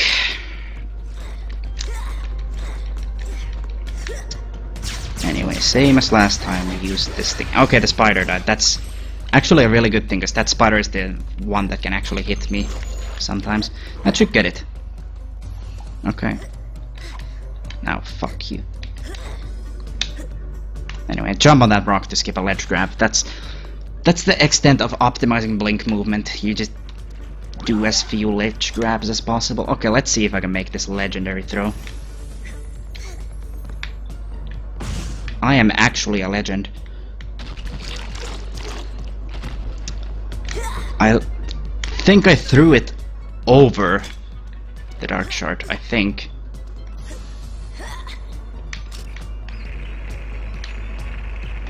Like, I fucking overdid that, holy shit. It's not that hard of a throw, seriously. But yeah, whatever. Not that big of a deal, obviously. And we're done with that. Moving on with the rest of Crocodile. For at least a little bit, because we're gonna be running straight into another minigame, which is irritating. Now do a light gem. There's nothing else of value down there, but any excuse to go underground is fine by me. Yeah, not fine by me though. Anyway, this is where we get our lockpicks up. There we go. Here's Elder Magnus, the guy who teaches me pole spin. Except not anymore, because I've already learned it on my own. Get wrecked. Anyway, yeah, here's a hole.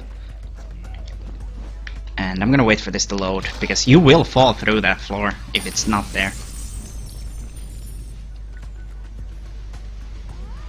Venom, at no point did I actually hold on to a single ledge.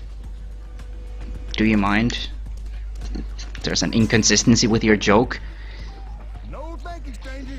Whatever you're selling, I ain't a buying. But if you're having trouble with the old sinking stuff, I'll wake up one of those giant lilies for you. Now maybe you can help me out. These dang swamp critters keep running off with my food. I ain't hurting here a week now. Well, Fun stuff. There's a reward in it for you if you can run these foul critters here off my land. I got these old war cannons you can use. I'd do it myself, but the smell of gunpowder makes me... Alright, so this is the first of its kind. An hour and 20 minutes into the run. It's a cannon minigame. It's an auto-scroller. Exciting.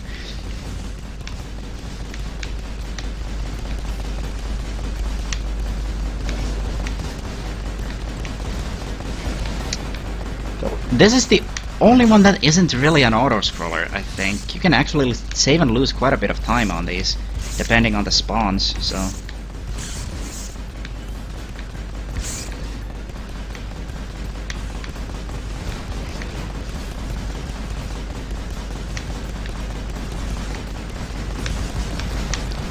Die.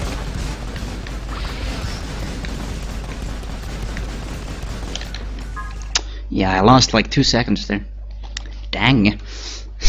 42 is actually a really good time still, so of course I don't fucking mind.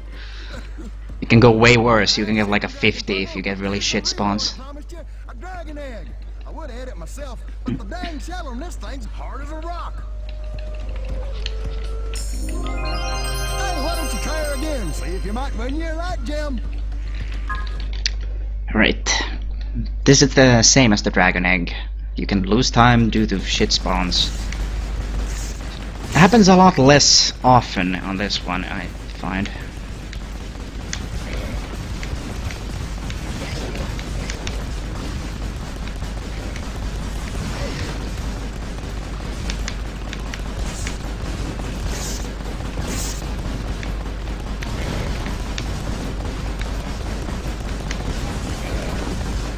These aren't the greatest spawns I've seen around.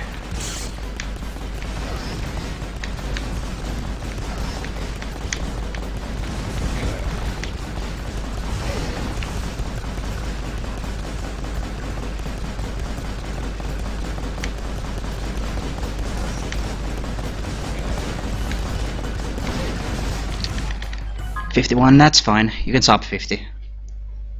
How old am I? I am 12. Clearly. You saved my victuals. Take this here light gem for your trouble.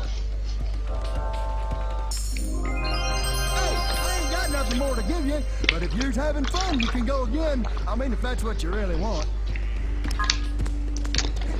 Now we're just gonna clear out the rest of the level and get the hell out, because we're basically done here. Make this jump. Thank you. And there's a shop pad over there that I cannot use.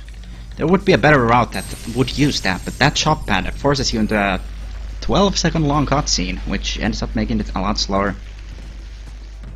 So sadly we have to do kind of a shit route for this place. Ah, knowledge grabless, fucking hell. Anyway, here's a chest.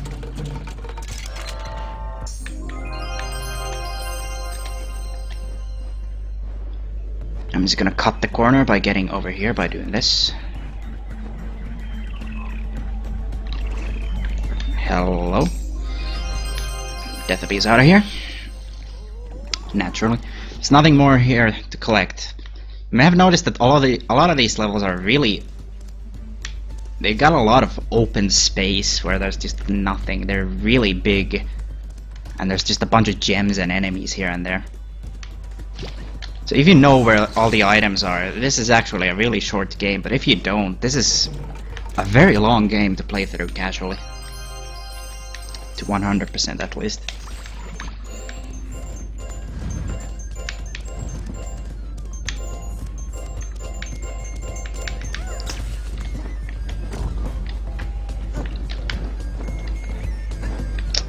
Anyway, I'm gonna skip opening this door here, which you'd have to do by pushing 2 buttons, both of which give you a cutscene, which is really annoying. So I'm just gonna go in here, like this. Push that button to open the door, and get that enemy off the button to open this one. Here's the last item in the level.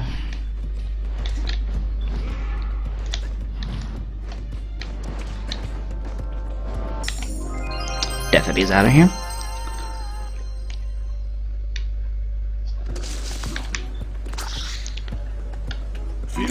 Yeah, something like that, Ty. Anyway, teleport out of here, back to the hub, and okay, I'm 3.5 minutes ahead. Okay. That is mildly disconcerting.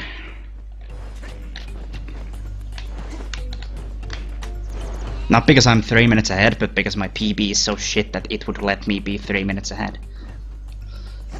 Anyway, here's where we get to Dragonfly Falls, and we're gonna get there with a little bit of a creative method.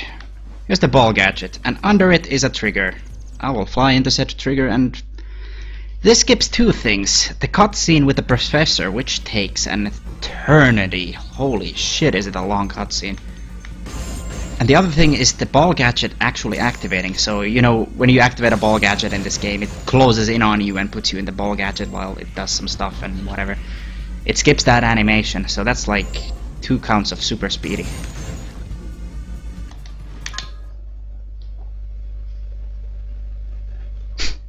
How did I vomit up the name Dustiel? That's a good question.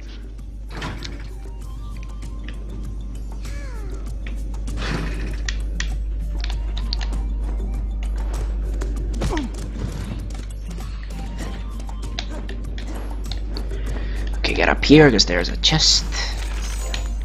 Yeah, this is Dragonfly Falls, the second level in the first hub. Normally to enter this you would need 8 light gems to activate the ball gadget that I just cheated my way into. But you do actually need the 8 light gems for that ball gadget, otherwise you soft log as soon as you enter this level. But you can enter the ball gadget without them, and it will let you into that ball gadget section. It just soft locks you coming out of it.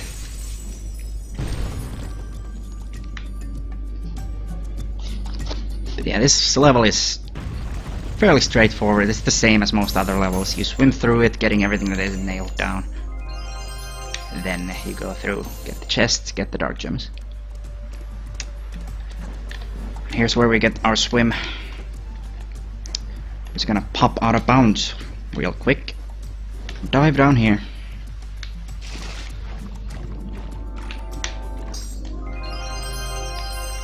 We're gonna skip to the end of the level, grab some stuff. So there's 2 things in this level, casually, but we skip one of them. There's a Sparks minigame, which of course we can't skip because there is no skip in those, and there's a hunter section where you would play as hunter, and there's a light gem and an egg in this section. It takes quite a while to actually navigate through it and grab these things, so let's see how long it takes for me with Spyro and swimming through. Less than 20 seconds it would seem. Dang. But yeah, that's the hunter section, and now we're out of here. I have to fly up this high because everything here is solid, so I couldn't like find any other way out. And I did actually have to go through that hole because, as I said, everything is freaking solid. Anyway, gonna go around grabbing some more stuff.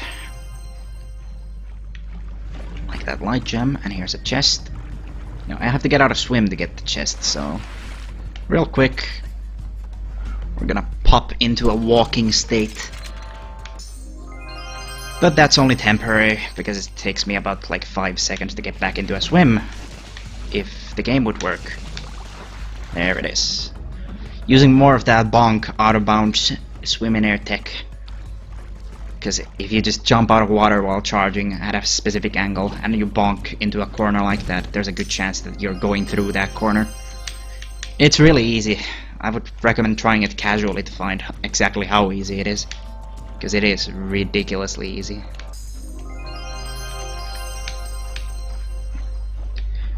We use it quite often in the run. Anyway. Doing this backwards, you're supposed to break this dark gem to get into that cave, but why would I do that first? Why would I actually do that first?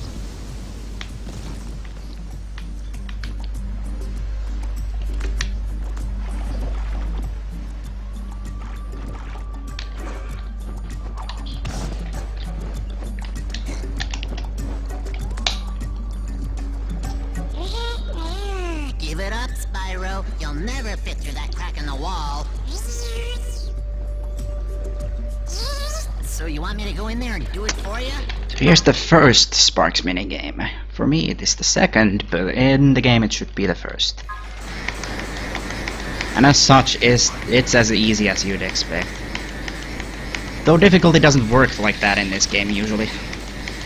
The hardest of the minigames are really fucking weird sometimes. The hardest Sparks minigame is the second one. The hardest turret minigame is the second one. Hardest blink minigame is the fourth one. And hardest speedway is the second one. So usually the second one for some reason ends up being the hardest.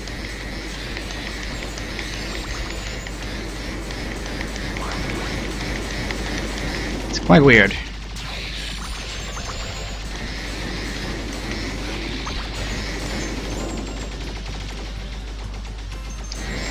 Here's 100 gem, thank you. Fuck, I bonked on the thing in the ceiling.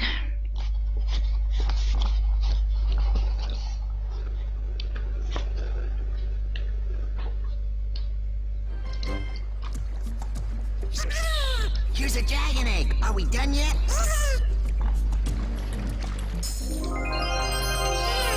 Should I try again to see if I can find a light gem?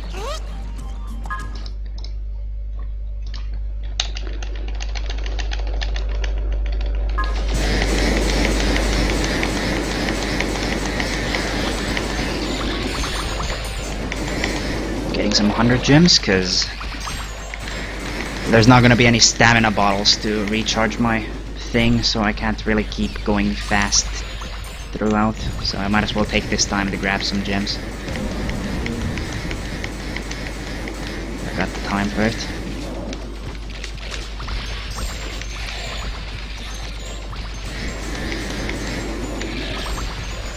And really, these Sparks minigames are a really good time to just get some free gems. Like, you might as well, you've got nothing better to do, nothing better to spend this time on while you're doing this. There is quite literally just nothing to do. So you might as well kill everything that moves, and some things that don't move. And then at the end you can just do that, and have some left over, which means I probably lost time, but who cares? I'm 3.5 minutes ahead, do I really care? Gem, you should start appreciating me more. Yeah, fuck you. Anyway, that's that done. We only have 2 Sparks minigames left. Really second and fourth one.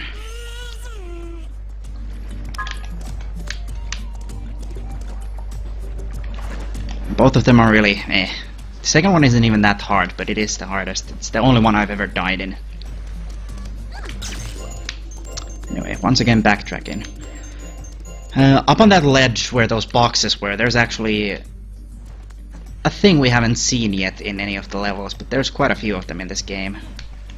It was a door that gets opened by a certain amount of light gems, not a certain set, idiot. Certain amount, which is 75 to open that door. Now, of course, why would I open that door ever? Like, why would I waste my time? Also, why would I waste my time going the right way around when I can skip to here? Also, this is the only part in the game where save warping is faster to get out of a thing, so I'll be doing that right now.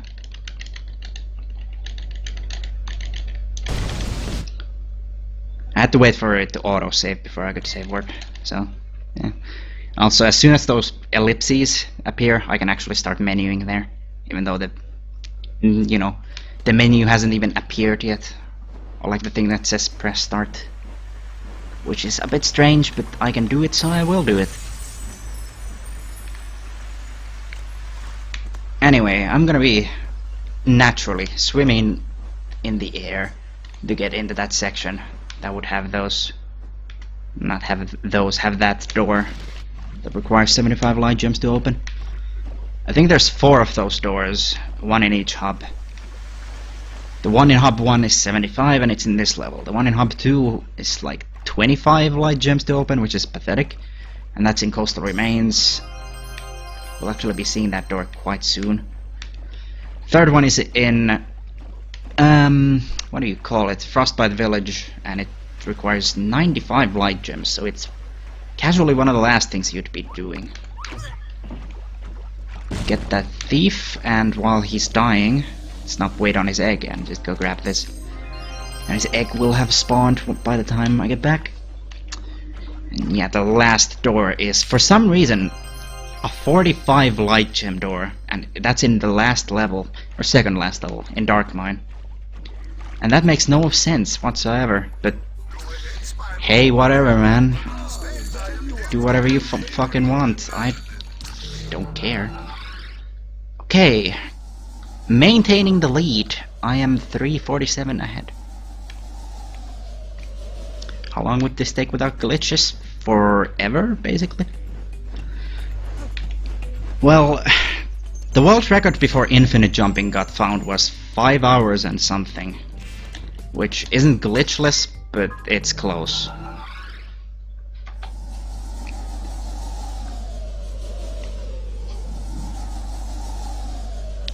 Like, it is fairly close to glitchless, I guess. But it isn't glitchless at all. Anyway, Hub 2, since Hub 1 has been entirely cleared out. Now, remember that water wheel we got at Ineptune, or after Ineptune? Probably don't, because there's a, you know, been an hour of gameplay since. It's this guy that wants you to hit that water wheel. In fact, he wants you to activate 2 of them. Only one of them triggers him giving you that light gem, so I would never touch that other one with a 10-foot pole, because I don't feel like losing my time. So yeah, you only have to activate 1. Normally you'd have to activate 2 to bring the water up to the height of that light gem so you could grab it, but I can swim in air so I don't have to do shit. And even then I could infinite jump up to it, but swim in air is slightly faster. Oh, fuck's sake. Finally breaking this dark gem, which I couldn't break when I was here the first time around, because I didn't have double jump then, and as such I couldn't do the horn dive, or head bash, if you will. Don't hit me, thank you.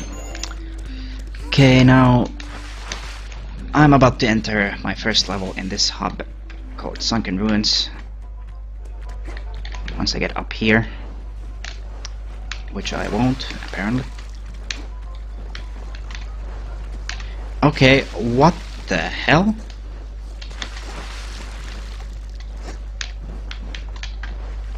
What the hell? This was never a surface that you couldn't fucking infinite jump on. You know what? Fuck you. I'm gonna do it the casual way. If I can jump out of water today. Oh my god. Fuck's sake. Finally, holy shit, what the hell was that? Why? Anyway, yeah, that dark gem, but that's not all, there's a light gem in the corner, which I'm gonna go grab right now. It'll take a moment.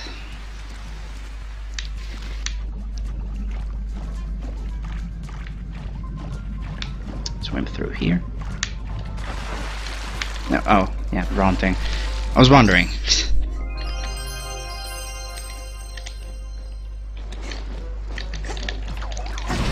There we go, and this is the elevator to Sunken Ruins, which is a scary level because it's one of very few levels in the game that can just crash, because why not?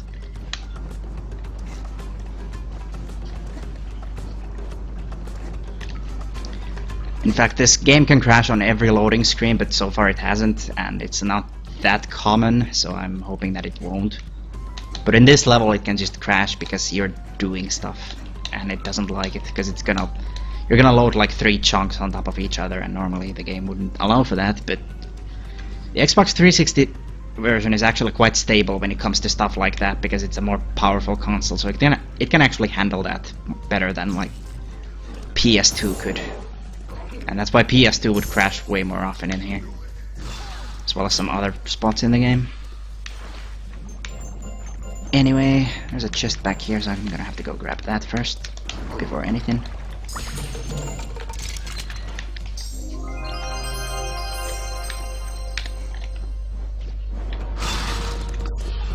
And a dark gem, yay. Now if you're running low on gems by the time you get to this point in the run, you could actually hit some of the fireworks here to break up the like 3 strong chests you see right there. But I've never had to do that except like over gemmed, so I didn't have to do that at all. But this is like a nice refueling point, if you will, if you ever need more gems. Anyway, you have to wait on these whirlwinds so you can get up here. It's the only way up. Like, of course you could swim in air up here, but that is not an option, because look, there's a chest over there. You couldn't probably see it, but hey, who cares? I mean, there's a chest over here. You have to be walking to get chests. It's non-optional. That's a neat way of getting down. Just charge. Because in this game they made charging make you go downwards really fast. They learned from previous Spyro games that if you make charging do anything but fucking put you downwards, it's a problem. Anyway, There's a mermaid over there, but I don't feel like talking to her because she gives me nothing. Anyway, I'm gonna swim really carefully here. Mostly to let the chunks load, but also so I can see where I'm going, because it's a really big time loss to miss this. You're supposed to activate the invincibility gadget and go through that green pool right there and swim backwards into that room. But that is really slow, so I'm not gonna do that. Anyway, here's something really neat, and it's the only spot in the game where this saves time. You saw the Y prompt come up for talking to the professor there. That's important. As you can see, I may have activated that cutscene, but I also may be watching another cutscene at the same time. Which will protect you from...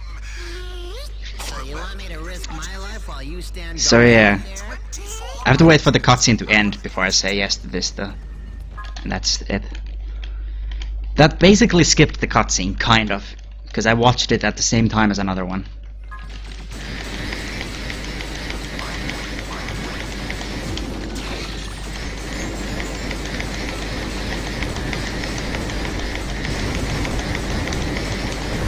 Fuck's sake.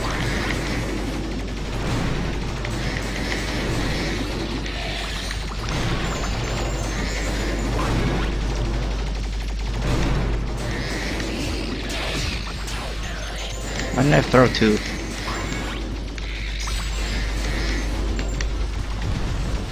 Anyway, as I mentioned earlier, this is the hardest Sparks minigame. You could probably even tell that from the way this is designed. This is horrible. It's actually really scary, because if you get stuck in any of the, like, the moving parts of the level, like... This thing actually isn't that big of a deal, but it's like the crusher things that you may have seen earlier. There's like a fucking fan. If you get stuck in that, you die immediately. Sometimes. If you get stuck in that fan, you die immediately sometimes. It's really scary sometimes. And I've been saying the word sometimes a lot right now, and that bothers me right now. Anyway. I found a dragon egg, although I have no idea how I carried it out. So the light gem is the truly scary part, because... fucking hell.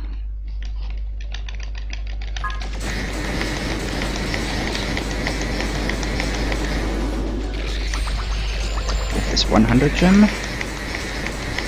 Get this 100 gem.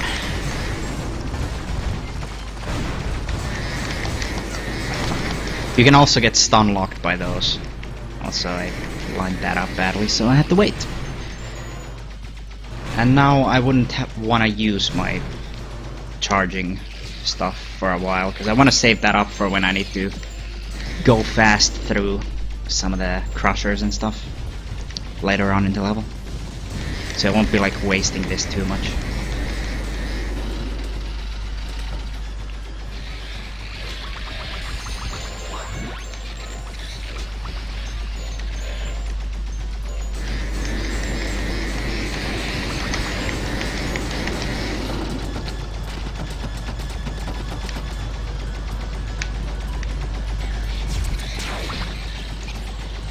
Using a bomb to clear up this room.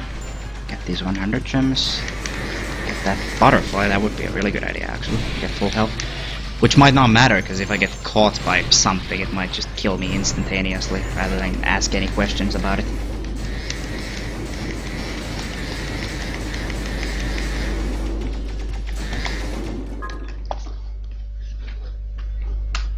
So that's that. Done deathless, thankfully. That means Sunken Ruins should go well from here on out. Hopefully. It's a hard level. A light gem. I'm so good. This game should be called So we'll see about that. Dragonfly. Yeah, good joke, asshole. How about you never speak again? And I still have to activate the second cutscene of this. Which is him just saying this, which is really short, so I don't mind. I skipped the first one, which is him explaining the invincibility gadget. Which is exactly what it sounds like. It gives you invincibility for some time. It's used for some things in the game, but more importantly, it's used for a major trick in the later part of the game. And it also happens to be faster to use in this level to get like one light gem. Anyway, this is faster than going around by a little bit, or it should be. Though I've been wrong about things before. A lot of time, actually. I'm gonna get creative with my platforming here again. Just so I can avoid those things, because those are actually really hard to avoid sometimes, because their cycles are nonsense. It just does whatever the hell it feels like. Anyway, I'm gonna do this again, because I want to swim this time. And there happens to be water there. Anyway, I want to swim up here, because there's a dark gem up here, and climbing up here takes forever, so convenient shortcut. And there happens to be water here that gets me out of swimming.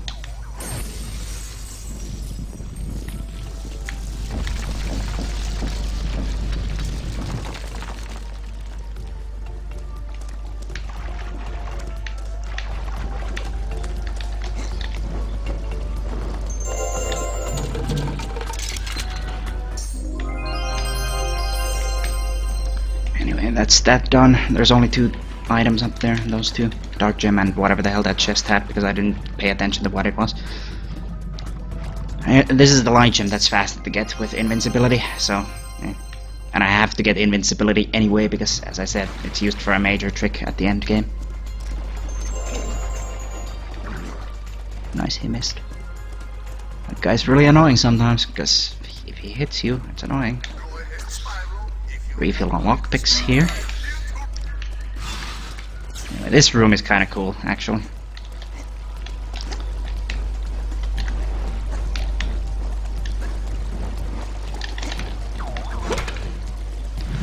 I have to push one of these buttons. And that gets that dark gem to the bottom of the floor there. On NTSC you have an exclusive trick where you can phase through water planes without swimming. But on the PAL version we find our own way. Yeah, this makes a lot of sense. Anyway, that's one of the cooler things in the game, I feel. Just because I found it and I think it's cool, and therefore you should think it's cool too. Now I have to get up here and die.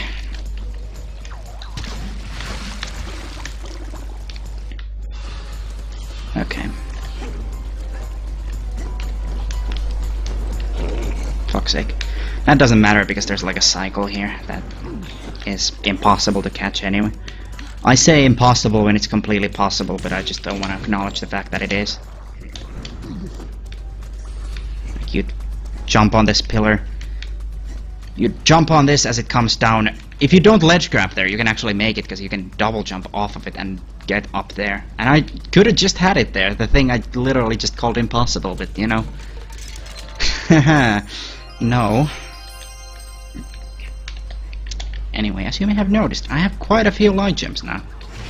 So I can finally enter a level that would require supercharging, which I will after this, and that would be Cloudy Domain.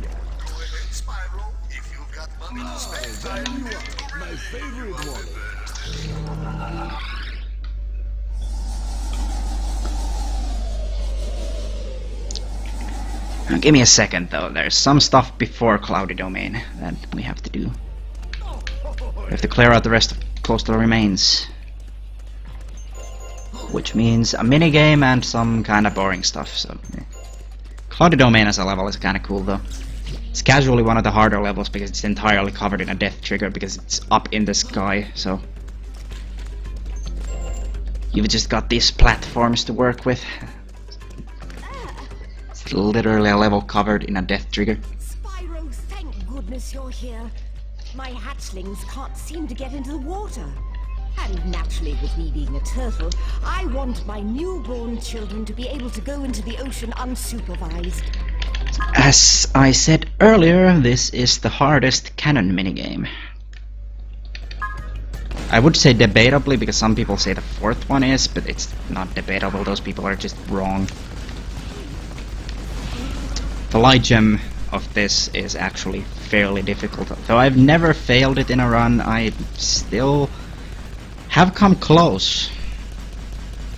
And with all the other kind of minigames, I barely ever even take like damage or like anything, whatever the hell. Like next to that green bar up there, there's a red bar that fills up as you keep failing the thing you're supposed to not fail. In here, it's if these things carry off any of the turtles. So just prevent that.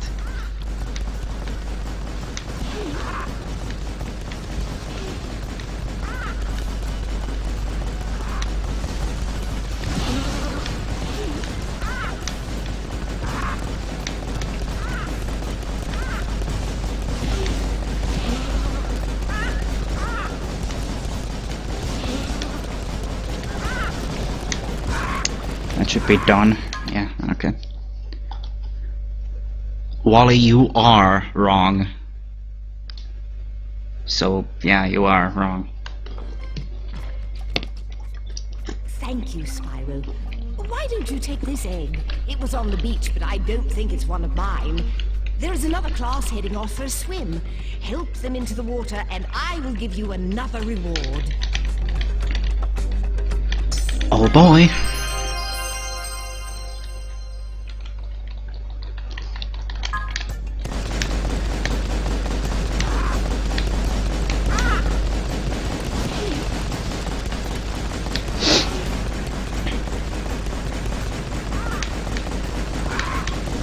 So the spawn rates for these things has become ridiculous. And you only get 4. If 4 of the turtles get carried away, you fail. 4 is a very small amount, considering the amount of enemies on screen right now. Like, fucking holy shit. 1 even got carried away already. Like, fuck me. And the thing is, this takes like 2 minutes to beat, so yeah, that's a huge time loss if you ever fail this. I don't think I ever will. It's really hard to miss some of these actually getting carried away. Seriously, it requires a lot of negligence. Apparently enough for 2 of them to get carried away. You fuck off.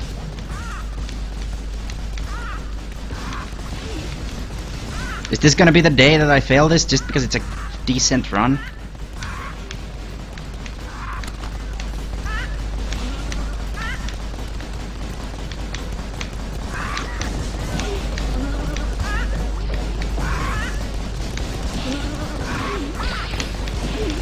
This is a clusterfuck. Why?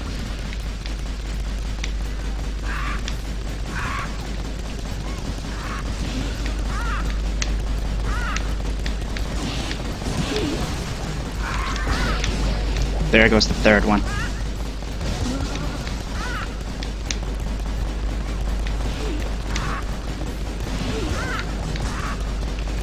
Thankfully, these are the last 3 ones, I think.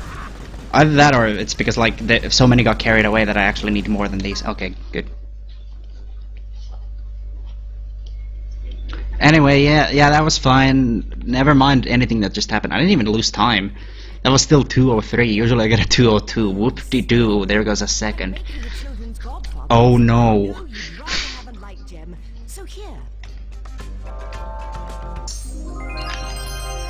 That's that done. Anyway, infinite jump up here, because we have an egg. And I couldn't manage 2 of those, so fuck. And here's the last water wheel we'll be using. The last we'll see of water breath, actually. It has officially become useless.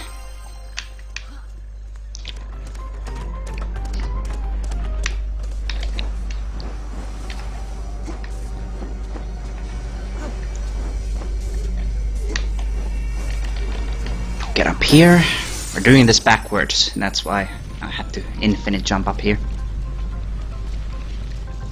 And that's why this thing is still purple, because it's not really intended to be seen without the dark gem there. Anyway, I just went through a door, as they do. Using that thermal to gain some height to get up here, because there's a dark gem again.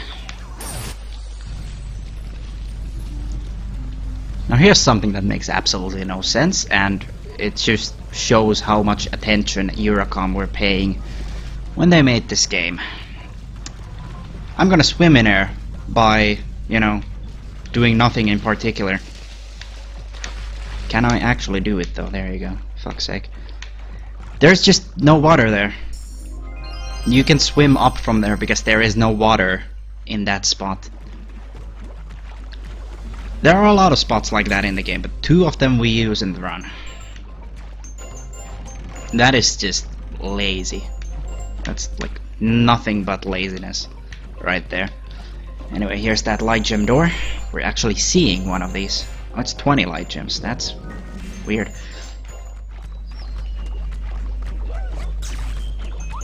Anyway, as you could hear, there's a thief over there, and we're leaving him right now because I can't get him on my way through the first time around. So I'm gonna go back here and grab a light gem. Missed 100 gem, why not?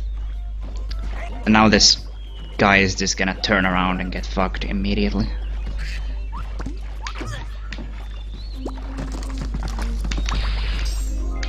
And that's that. Generally in these sections you have a light gem and an egg to collect. Actually in all 4 of them. Fun fact. And yeah, I have Ice Breath. I have all abilities except for Wall Kick and Wing Shield, because I don't need either of those, so I didn't get any of them. Because, you know, why not?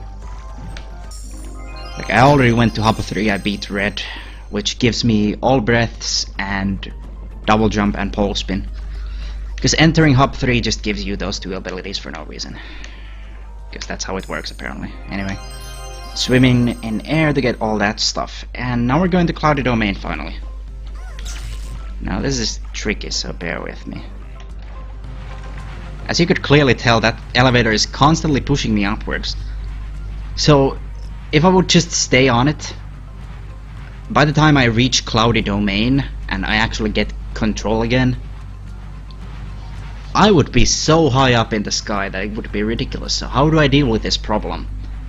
Well, this elevator comes up to a platform, so if I swim so that my shadow ends up off the elevator, I will be off the elevator basically, and I will just be stuck under that platform right there. You could see me right down here, and that prevents me from rising 3 billion feet into the air, and it saves quite a bit of time. But we have to enter this level with swim for the obvious reasons here. It's a level in the sky. Swimming through it is a fucking overpowered notion, so we're gonna do that.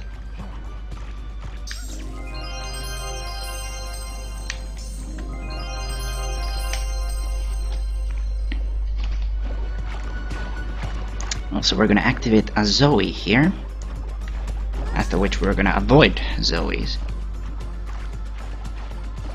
And yeah, not a lot of people were fans of this level, because this level, casually without swimming through it, fucking hell.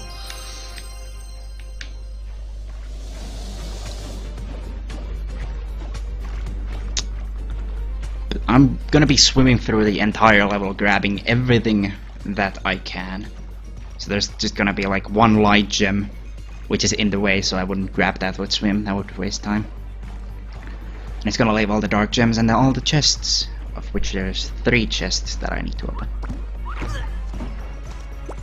And it's gonna leave, you know, the Sergeant Byrd thing. Fuck's sake.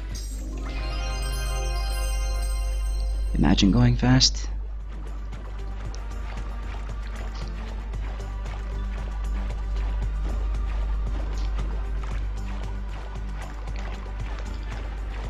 I'm gonna grab this egg down here.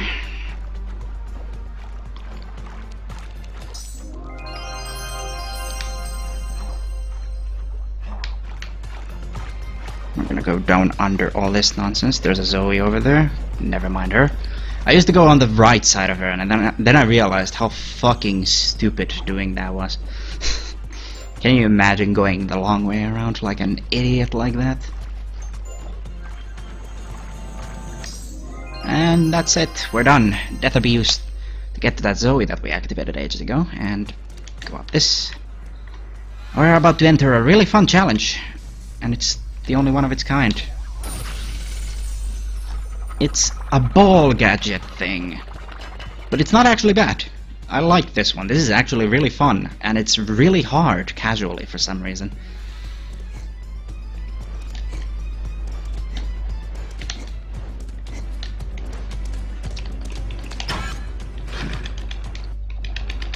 Okay, so you get 1 minute to get down to this egg, which is not enough time at all. Like, you get 7 seconds of leeway, that's it. If you get stuck on a thing, you're done. But, you know, I'm a fucking professional, of course I'm not gonna fail this. I say, knowing full well that there's always a chance, and I'm probably gonna do it just because I said that I wouldn't. As for the light gym challenge for this, you get 20 seconds extra time and you have to take a detour that takes more time to get through. But it gives you so much more leeway, and you can skip that detour and take this path anyway, so you end up fucking getting the light gem for free.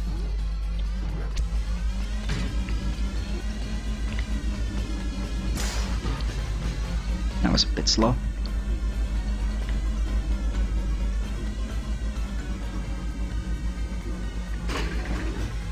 Anyway, fairly simple stuff if you know what you're doing. Otherwise this is hard as hell.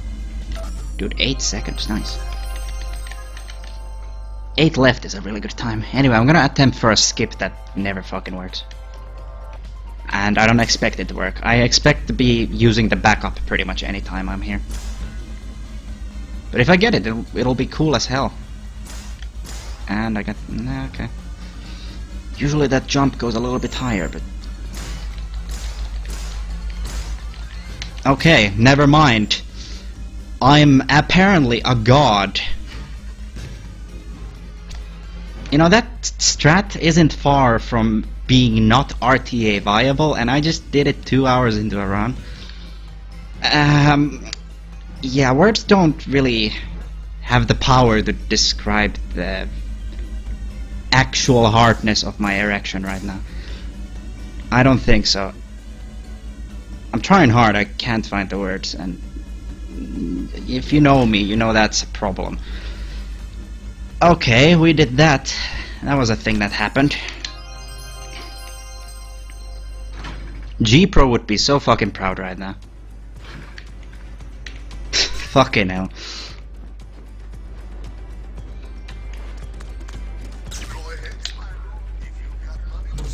This is the greatest showing of a run I've ever done with anything ever. I don't even care that it has mistakes.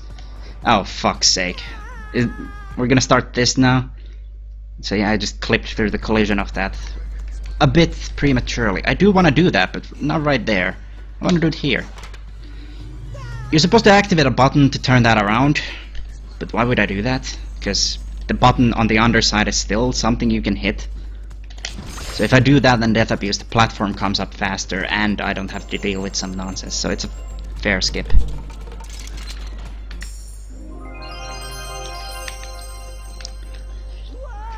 Anyway, detouring over there to grab that, and let's go.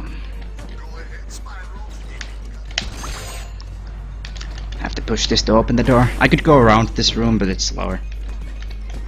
Like infinite jump, of course, allows me to do a lot of things like that, but not all of them are faster things.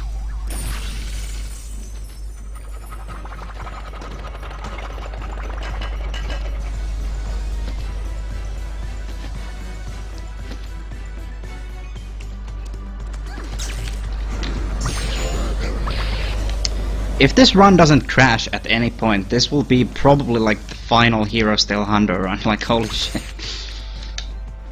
Like, literally killing the category here. Unless somebody wants to take it to a degree of ridiculous competition. In which case, you're more than welcome. Anyway, Supercharged Gadget. We're finally activating it, and we've seen it here and there as a thing that I'm supposed to use to get 100%, like in Crocodile, in Ice Citadel, all of which I've skipped so far, but now I finally activate it, because it is faster to activate it despite these cutscenes. Because the skips required to get some of the items are hard and slow. But I could get the thing, I'm gonna get a chest with this through a strong door. I can go under this platform, and with some skill I can jump from under into this room and just grab this and leave. That is not at all RTA viable, for one, and for two, it's not this that is a problem. It's Ice Citadel, where you have a similar deal where you have to go through a reinforced door. And that is so much slower. In fact, there's 2 of those, so it ends up being slower to skip the supercharge gadget.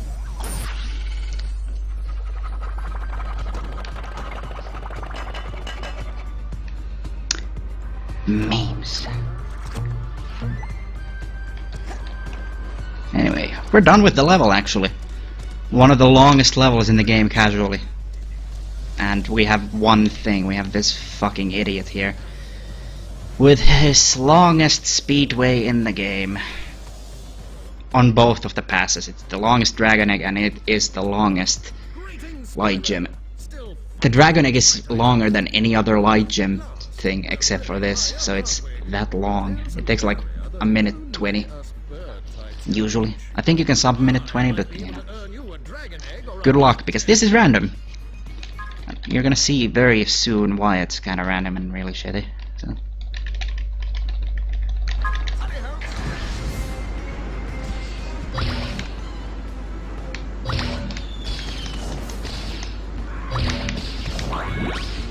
You saw that rocket? Yeah, there's cannons here.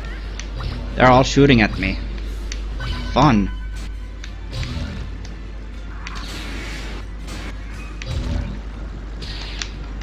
Anyway, the route for this thing is kinda cool. The route for the light gem, not as much.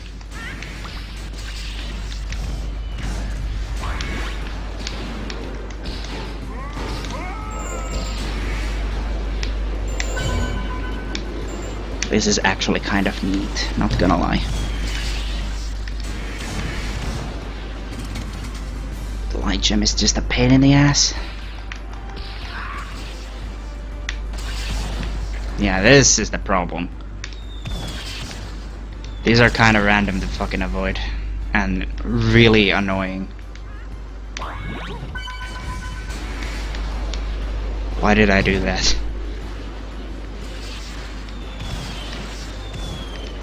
That shouldn't matter if I just go around here. Nice. Usually rockets don't actually lock onto these things, so getting them to actually break the cannons, that is fucking amazing. And entirely RNG, of course, because haha, fun. Here you go, Spyro. This egg should go great with some bangers and mash. Yeah, I really like the speedways in this game. It's a good spin on the usual kind of speedways you'd have. Like, this is a good spin on it, honestly. It's different, it's new, it's fresh, it's really nice. And they didn't handle it like shit, except for this one light gem challenge.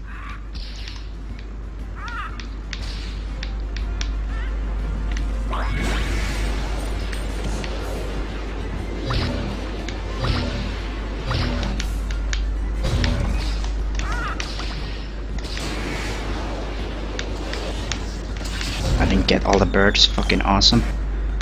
Let's hope that that cycle isn't garbage so I can catch that bird wherever the hell it might be. There it is. Okay, I got it. I was fucking gonna be annoyed.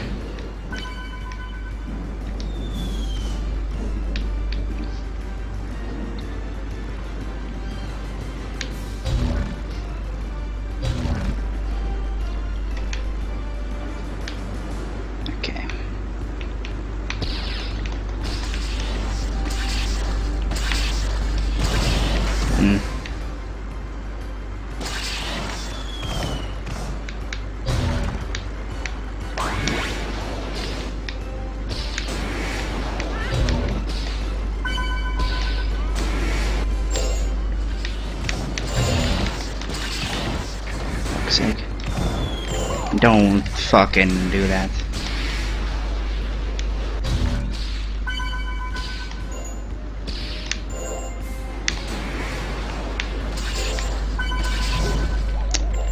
Yeah. This is the annoyance factor here. Clearly at work. Nice. That wasn't too bad. 146, that's actually decent. I'm not gonna complain about that. I am losing time though from sunken ruins, presumably.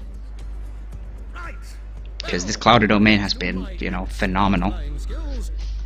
Nothing failed in here or coastal remains, really. I got second try swim in there, but you know, that's...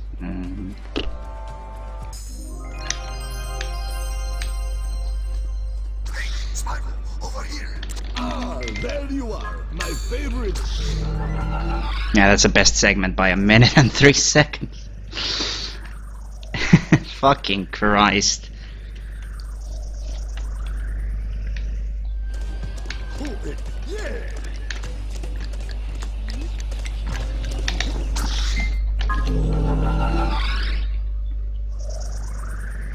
I'm currently officially ahead of my sum of bests in a run that takes 3 hours. 3:17 pace, in other words.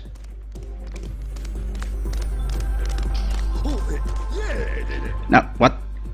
You know, I was thinking of freezing my price. What do you want?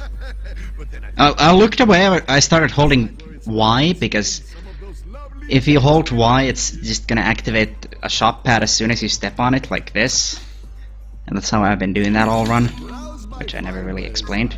Probably should have, but yeah, okay, I mean, that was a great fucking idea. Run is dead, by the way. I cannot recover from that, obviously, yeah. No. So here's a unique thing about the supercharging. You can use it to run up walls that you normally wouldn't be able to run up with, like, normal infinite jumping. Like, you'd just bonk on that if you just did it without the supercharge, so that's really nice and convenient. It just so happens to be a pain in the ass to get up here, and supercharge helps with that. It's right where it's needed. Anyway, here's why I want supercharge. For one, getting into this, not viable. Getting out of there, not doable. So that would lose a lot of time, because you'd have to get in, and that would take forever, for one. And for two, getting out of there, you'd have to save and quit.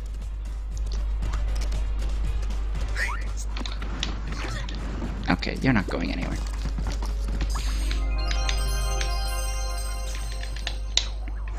Anyway, here's a bunch of gems for free. This is the second section I mentioned earlier, where you can just get a bunch of fucking gems, but you need supercharge for it, so it's not something you can really do instead of the cannon thing we did way earlier in the run. And this is the other thing you have to grab with supercharge that requires a save and load. So that would add up so much time lost that it's just not worth it. We do want supercharge, because getting in here would also be slow without it, but now I can just run through the goddamn door and run into that thing and probably take damage from this, except no.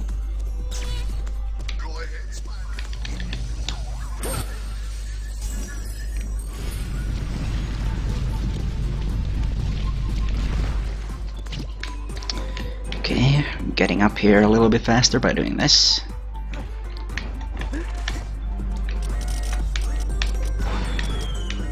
Yeah, okay. I didn't think that would open it. But yeah, I need to clear out those two. I don't need to, but it's faster. Fuck you.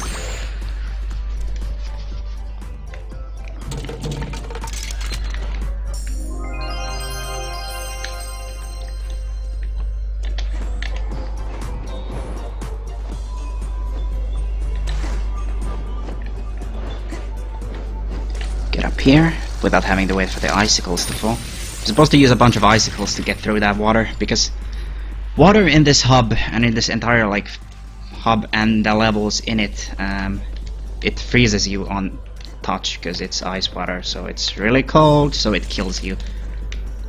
So you cannot swim. You can actually swim in one part of this level, but it's just not a thing.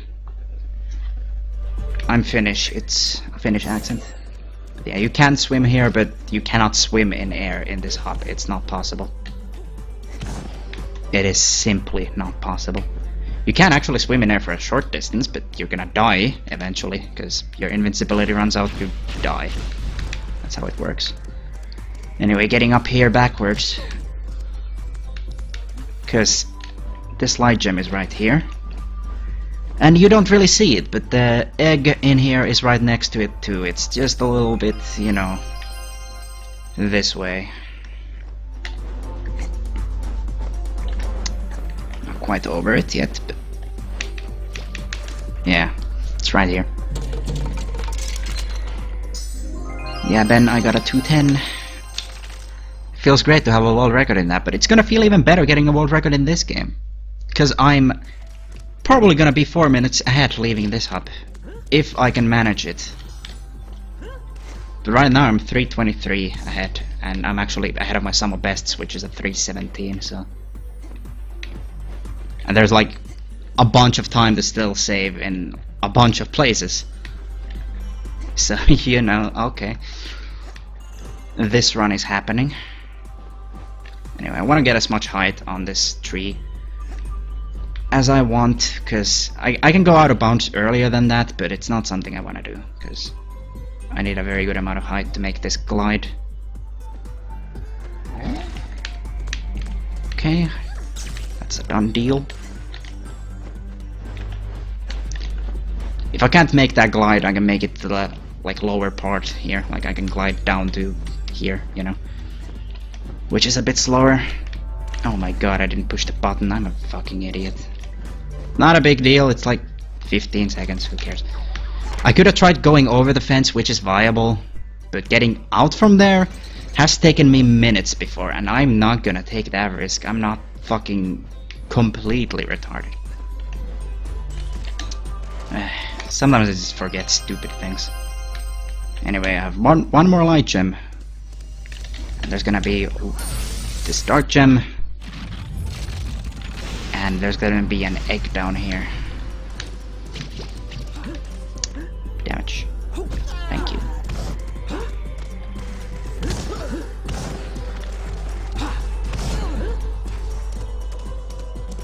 That's that. Thanks for taking forever to stab me.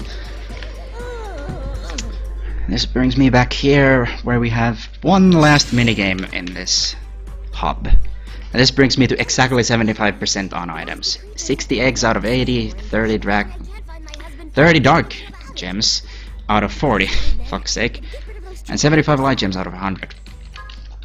Because they have all the items split up 25% per hub, which is odd, I suppose, but whatever you feel like doing, Eurocom.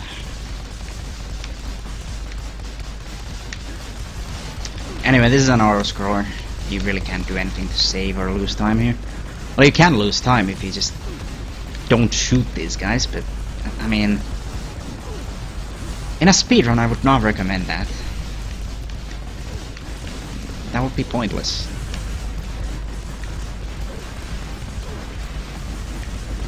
Yeah, all the spawns are random, so yeah. Saving time wouldn't happen anyway.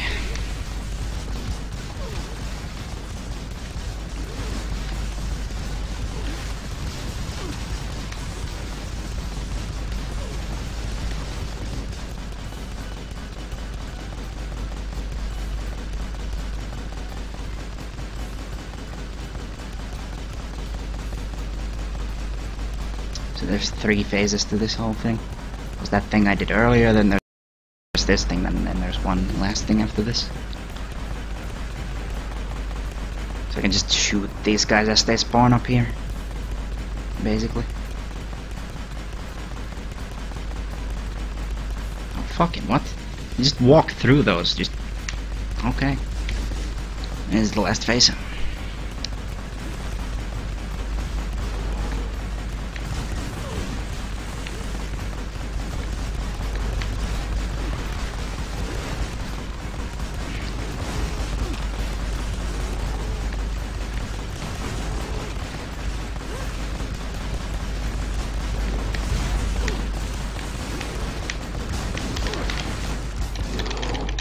.148, just like always.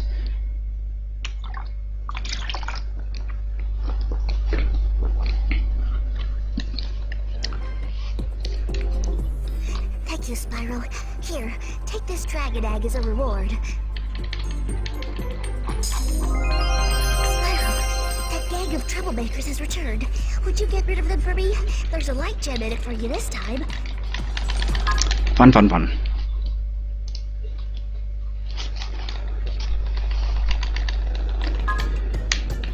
So, same thing as last time, except it's got 4 phases this time around, I think. Takes a little bit of a while longer, if you want to finish that fucking sentence. Just as boring as the last time.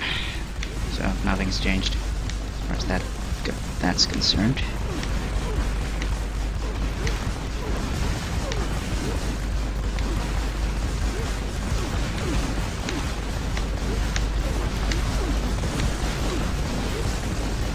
Ow.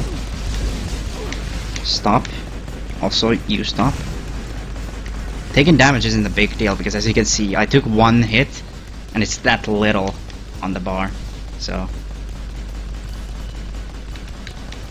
you know.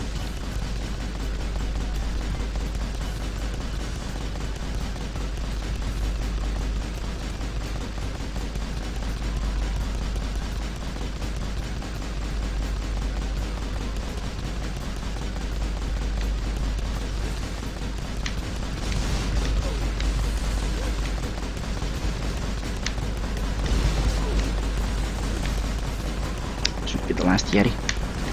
Actually, nope. He's the last Yeti.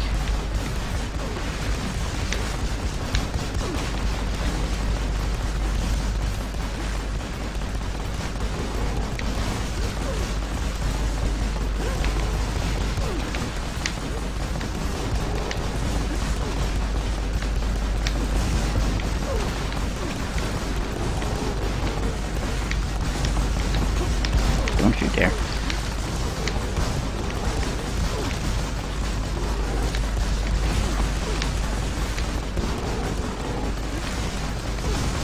Two more Yetis, I think.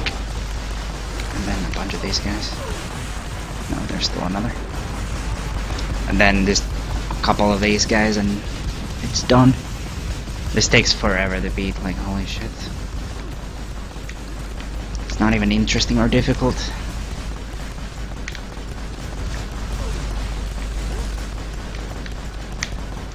Should be all the Yetis. One more Eskimo. 226. General.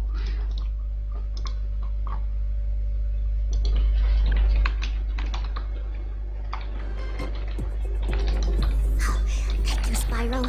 Here, take this light gem as a reward. Come back anytime.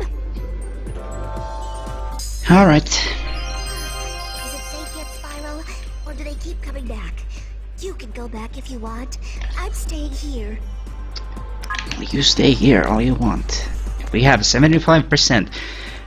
For all this time I've been really afraid that I had missed stuff, but no, I have every single item that I should have at this point. Because seriously, this phase isn't like real. Like, no, this can't be a thing. Anyway, this is how I get out of here. By skipping into here, I skipped like this long ass puzzle in this place here.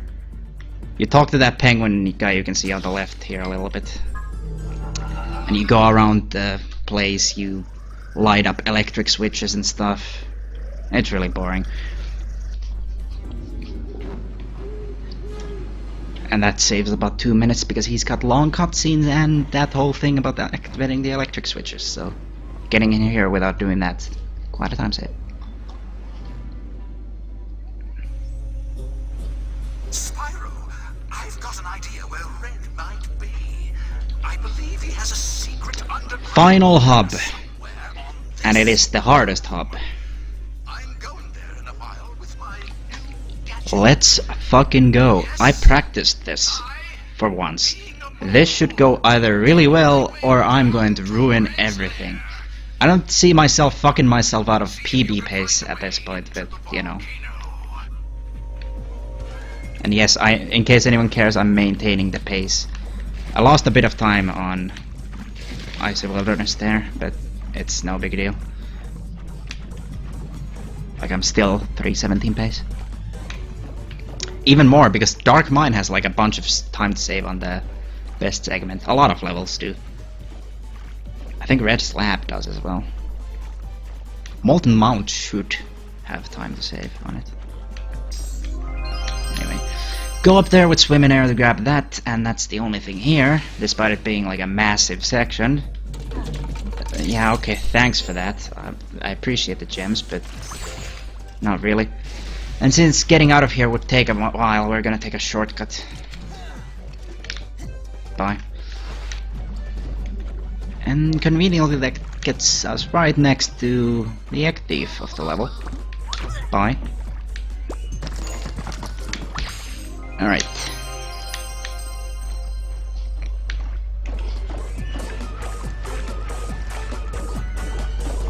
So here's Wally the Walrus.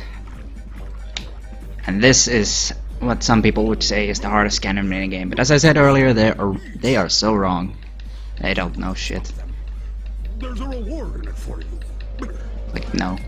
Will you help defend? This is the easiest thing in the world. This is probably, in my opinion, it's the easiest canon minigame. I mean, that last one was a joke, but this guy spawns and this guy spawns, and then it's random spawns from there, so... All you do is you sweep left to right to left to right to right to left and right to left, and you just keep these guys from getting through. If some get through, it's no big deal. You have like 15 that can get through. Like, you don't have to focus on keeping them from going through. Focus on killing all of them. Or as many as possible. Like that guy that went through on the left, I don't care about him. I don't care if 3 more go through. It really doesn't matter to me. So that's why I'm basically targeting the bigger guys, because they're easier targets. I'm just sort of randomly shooting.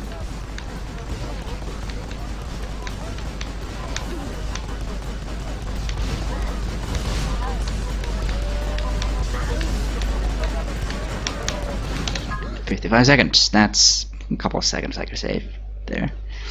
Who cares?" Not bad. And yeah, I just got gems from somewhere, apparently. However, it seems there are slow learners. If you're successful again, I will reward you with a light gem. Okay.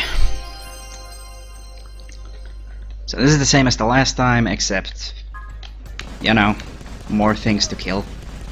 General light gem kind of rules, you know?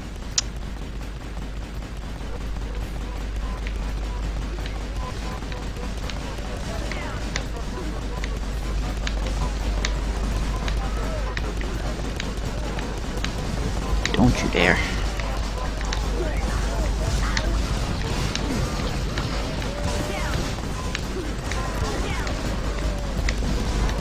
I've actually managed to beat this without letting a single Norc through twice.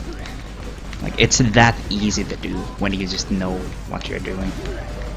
And you don't even have to be that good to fucking do shit. You don't have to be shit to do shit. Like, this is easy. You're just dumb if you find it hard. IMO, TBH.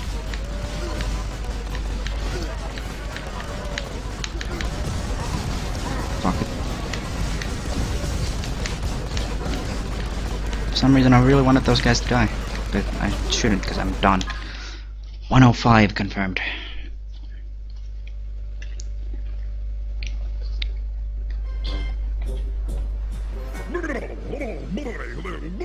Good show. Almost as good as me. I'm sure they will be back. You can defend the realm anytime you like, but I have no reward. This'll just be for practice. Oh boy. For practice and for fun? Haha. Of course not, you fucking idiot. What do you think? Okay, anyway, out of here. Once again, we're gonna grab this bonk swim here. And we're gonna swim under everything, because there's a huge section of stuff that you have to go through. I really don't have time for any of that, because there's nothing for me to grab. There are no items, no anything. I'm just gonna go down under here, because there's a dark gem at the very end of this level. This huge level that is huge for no reason. Also, this thing. Okay, that worked. That was a proxy. It's the only kind of proxy that really exists in this game. Pop out of water in a specific way, from a specific depth of water. It proxies you upwards at some ridiculous height.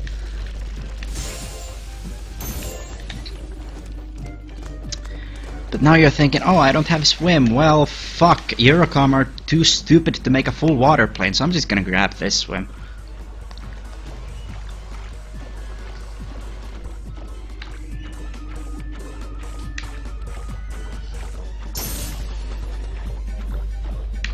And we're entering the first level, well, second level. I wouldn't call Stormy Beach a hub, so we're entering the second level of Hub 4, and that would be Molten Mount. This is a huge level. Good thing I'm swimming through all of it. Well, basically all of it. I will be swimming to the end of it. I have to deal with 4 of these guys, and doing it while swimming is not the easiest thing in the world. So I have to activate that shot pad. I'll be teleporting to it later. Like much later after I'm done with like everything. This requires a lot of fucking talent, by the way, to be able to do so. Don't mind me for missing everything. Anyway, that's done.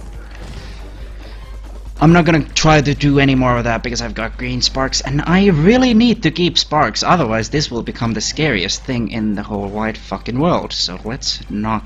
And it doesn't lose that much time to, you know, do swimless rock monsters. It doesn't lose any if you're good, actually.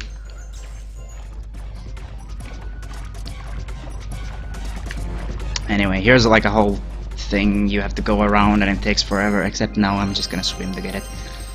Like seriously, that gem takes forever to grab. And we're gonna go out of bounds and cut the corner a little bit. As it were.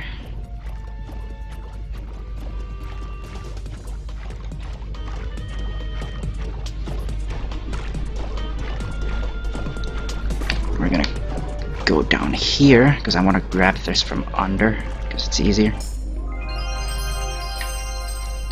And then head this way, because this is where the end of the level should be. More or less. I'm gonna be trying for a new strat that might not work at all.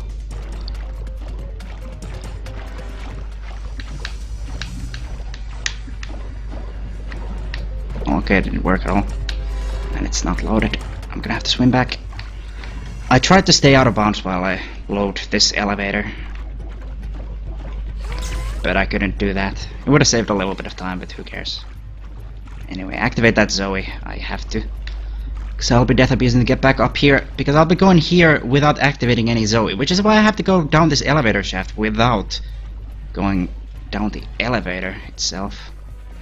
Because right after you get out of the elevator, there's gonna be a Zoe down here, and she's gonna zap the shit out of you as soon as she spots you.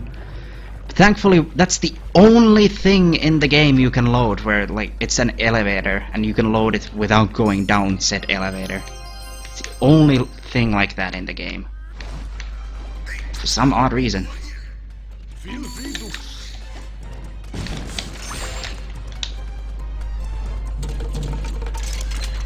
Yeah, Ty, isn't that the point? I don't care. Anyway, I have to death abuse on these guys because there's some lava off the side, but it's not loaded, so I'll probably face it through the ground if I try for it. Anyway, activated the chop pad. That was the important part of going down there. And we're back up here. That saves a lot of time to go down there without having to deal with the elevator back up and down, you know, whatever the hell.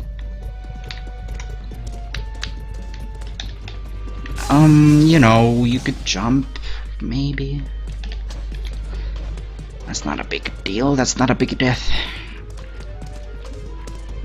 Fuck you.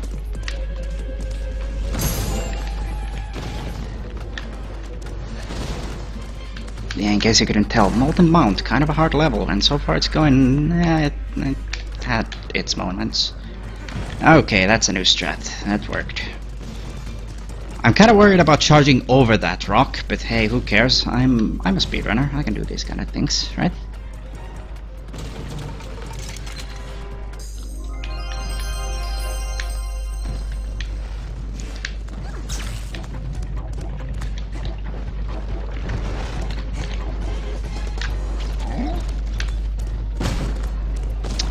Yeah, I'm just backtracking through the level right now, just grabbing what I can, which is everything up until a certain point, and then I'll be using a shop pad to teleport back to the first shop pad. So right now it's just standard stuff, going through things. It'll take a while, we'll get there.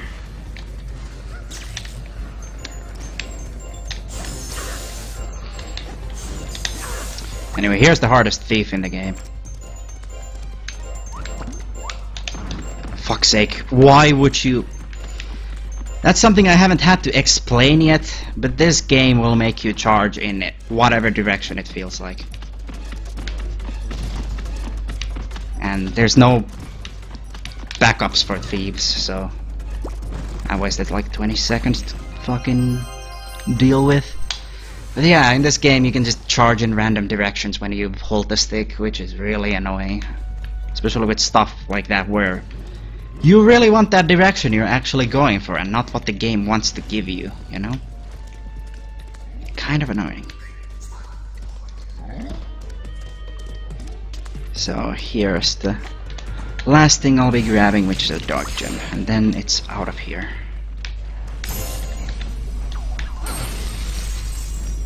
Did everything in the wrongest possible order, but you know, sequence breaks are fun. That's the first half of Molten Mount, and how about the second half, which has the final speedway? It's one of the things you have to do. Why would I? No, stop. Let's see here. Should be able to save quite a bit of time still. Okay, I discovered that this jump is a thing you can do. So I'm gonna get rid of this rock monster first. And of course he would hit me. As you can see, these guys are slippery, to say the least. Like, I just slide all over the place while charging at them like that. Fuck's sake. Oh, fuck you. Go to hell and die. Why would you fucking do that? Ah, that's annoying. I haven't died to a rock monster since fucking starting out with this game.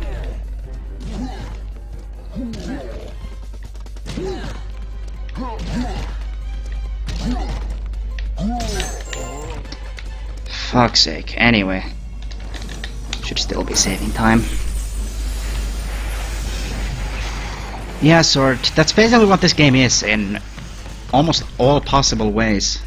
When you think about it, it's a free roaming Spyro game, just like Twinsanity is a free roaming Crash game. Where they changed things up quite a bit, but not really. The main collectible of the game is now something that isn't required. Boxes for twins, gems for this. And it's a broken mess, both this and twins, so yeah. I'm not a tropical bird, after all. Still. Anyway, there was a chest there. It does contain a light gem, but I will not be getting it right now.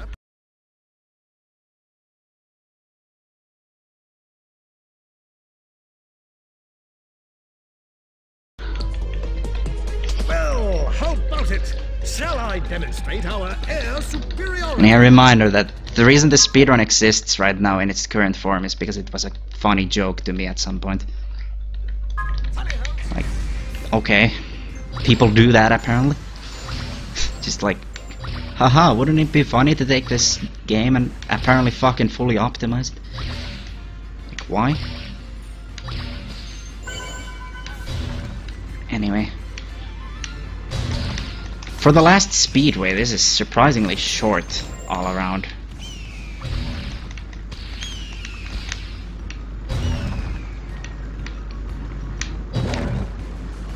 Like, both the Dragon Egg and Light Gem are very short challenges.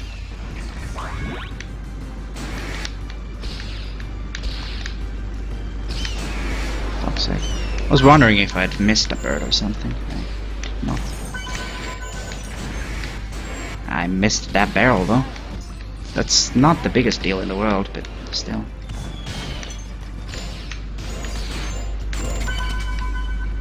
Fuck. Lost a bit of time to miss that barrel at least. That's still at 104, that's like 5 seconds lost or something. More or less, I don't know. Hold out your hands. There you go, Spyro. I earned you a dragon egg. Alright. The light gem should be about as short.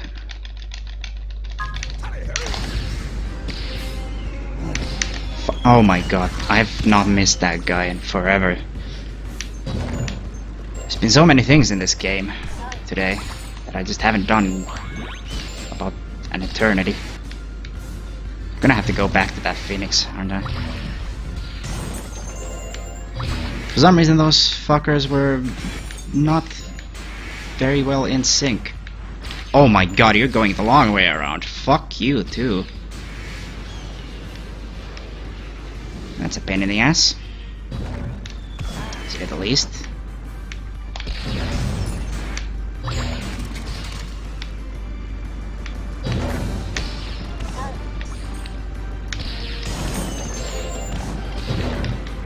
I missed the target chest.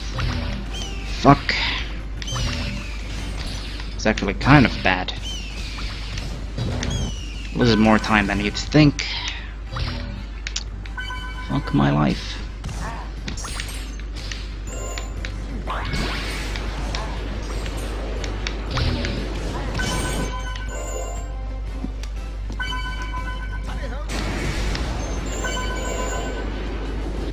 $113, haha.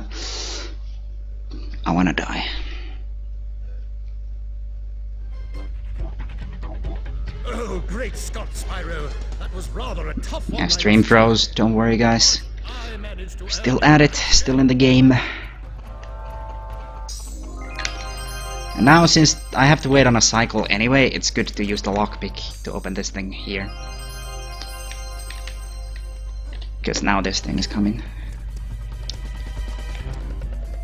Okay, if I go fast, I can skip a cycle here, so...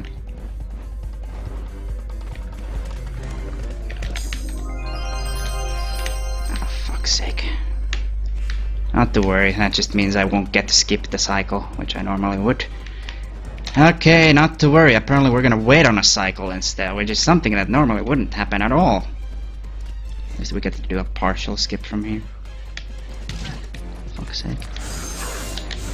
So we've got quite a lot of gems to spare. I only need 3 lockpicks in the run anymore. So that's really nice, because I want to buy an extra hit point for Sparks, which is useful in a lot of ways. Mostly for the final boss. But also to stay alive in Dark Mine and Red Slab. Yeah, that was a Molten Mount that sucked ass. So, yeah. I am not a fan. That could have been done way better, but hey, who cares? Over here. Feel free to browse my fine wares, Spyro. I'm still... Oh, okay, the pace has switched over to like 319. 318, probably. We'll see what comes from this. Let's not call anything right now. But yeah, I just bought an extra hit point for Sparks as well as my final lockpick. So this is a unique ball gadget. It's an auto-scroller. It's not a very fun, unique ball gadget.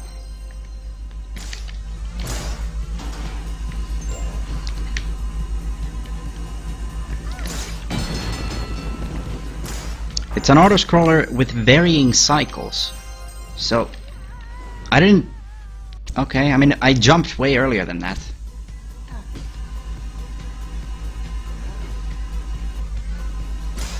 Oh my god. I thought it was gonna be... Whatever, I'm not gonna waste my time. I'm gonna wait on every fucking thing. I don't care anymore. Oh my god. So about those varying cycles... Also, there's no way to skip these, by the way. I mean, I just wait until I get through. This could take a literal eternity. I could be here forever, but I'm just gonna slow down, because clearly the game is programmed like fucking garbage.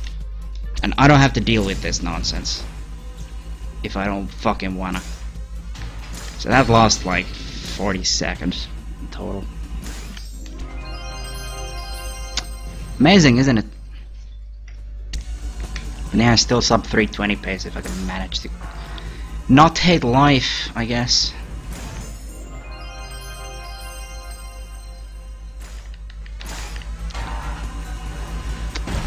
Once again, I'm just gonna fucking wait on these cycles. Those fireballs are also random, because you know, nothing gets to be consistent in this video game, haha. Fuck. Anyway, here's a unique little trick. You can walk on lava. Who'd have thought? That's a frame perfect trick, but that platform that I just did it off happens to be the perfect height, so I just have to hold A or the jump button.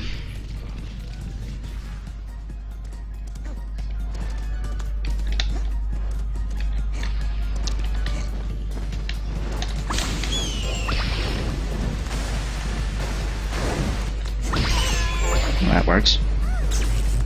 Green sparks. Doesn't matter. I'm not gonna be... Well, that's not about sparks, that's about the game being a piece of shit, but you know.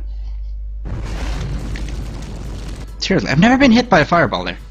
I didn't even know that was possible, but apparently.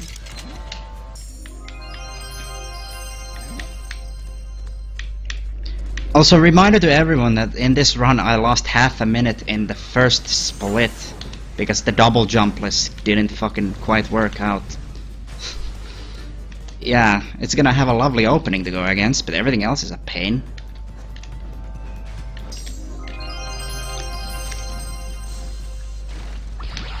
And also remember, run isn't over, and it still hasn't crashed, which means we're due for something at some point.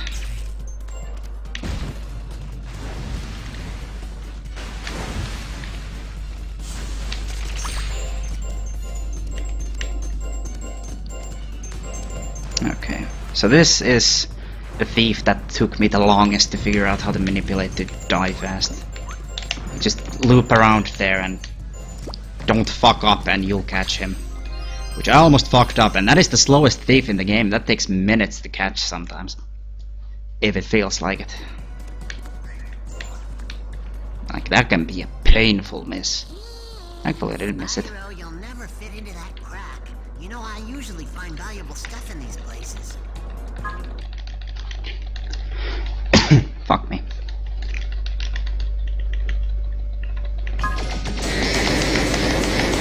So we no longer need gems, so we're just gonna fucking haul ass through here. Gems have become irrelevant long ago. I even have enough for my final couple of purchases, which is just a bunch of teleport passes and a butterfly jar, which is something that restores my health to full if it falls down to nothing.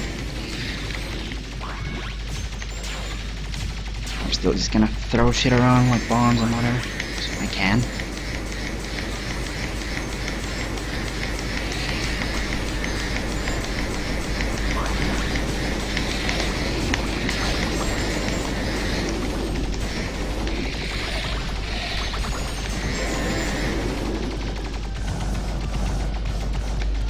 So here's a boss. You wouldn't think there would be a boss in a Sparks thing, but there is. Killing it does nothing, so I'm not gonna bother. I just killed it anyway. Look, nothing achieved for killing the fucking Phoenix. I love it.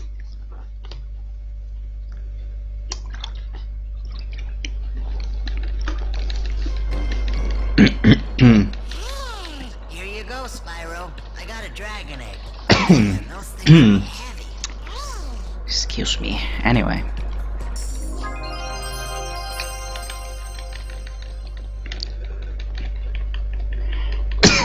Fuck my life.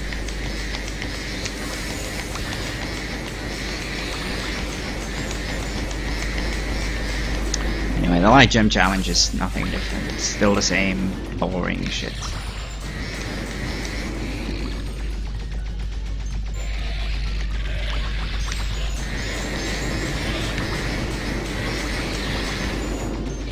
Getting some free gems while I'm here, I guess, even though I literally have no possible use for any of this.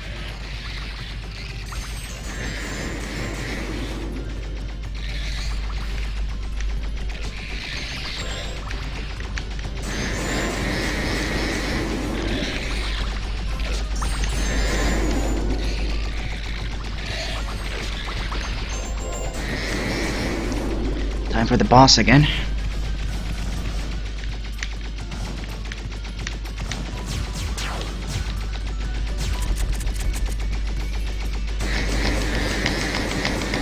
What a boss, I killed it again. No effort.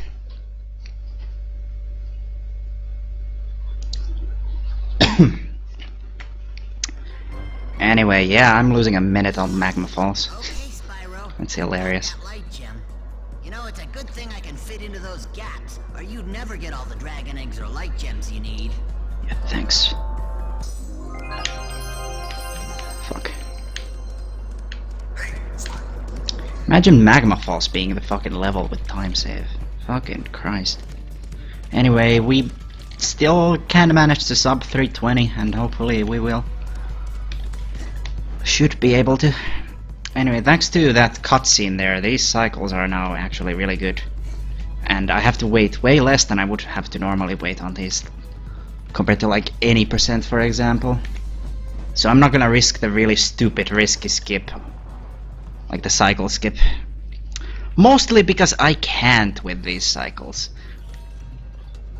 Well, I could, but you know, there's something extra that I have to do that makes it actually fucking stupid to go for.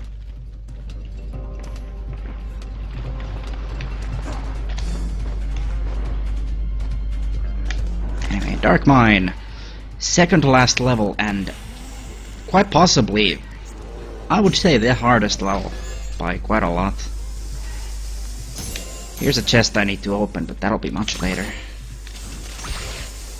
I'll be coming back through here backwards anyway. Anyway, do a bit of this.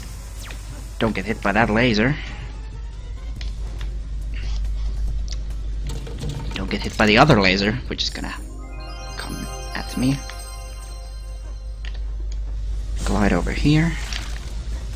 Why does that always lose so much height? I will never understand.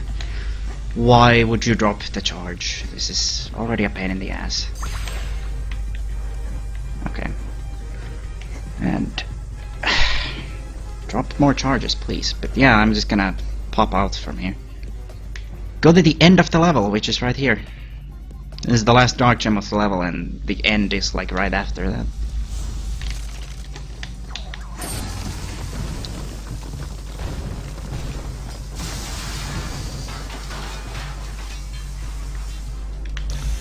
Anyway.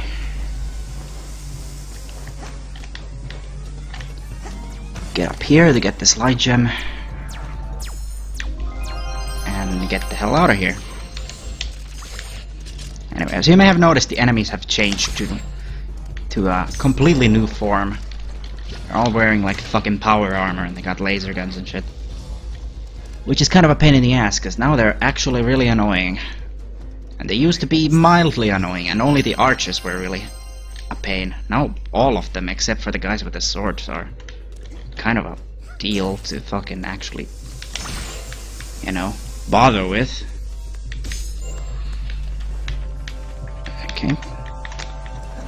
But yeah, I'm doing the level backwards, because I just clipped to the end, and now I'm just going through backwards as they do. This is generally a fast way to go through a lot of levels, so... Especially since there's stuff at the start that I need to still do. And this happens to be fast. And that's why it's routed like this. As you'd probably imagine. That's the point. Anyway. There's a wall kick surface on the other wall behind me. And I can't use wall kick, so I have to get creative.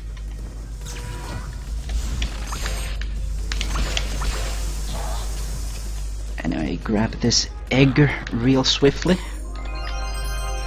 A swift egg, if you will. Okay. Now after this elevator we have the biggest fucking most painful thing in the world. And a potential of losing 9 minutes if the game finally manages to be the most fun thing in the world. I'm talking about the final Blink minigame and the final minigame. Normally, I'd be freaking out right now, desperate to get underground. But for some reason, I don't feel that bad. Maybe that's because you're already underground. Hey, you're right. Should I explore below ground? This is hard, to put it mildly. This is the reason Dark Mine is hard. I have to wait on this cycle, which takes roughly 20 seconds, which is already a great start to this level.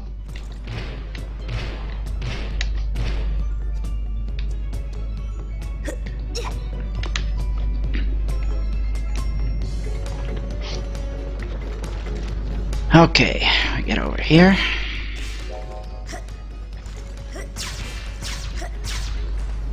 There's some dark shards down there, so I have to jump off here. Now, this place is fucking crawling with spiders.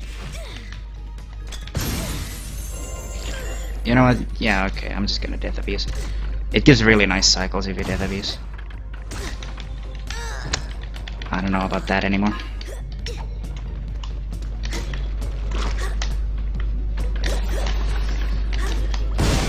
Okay.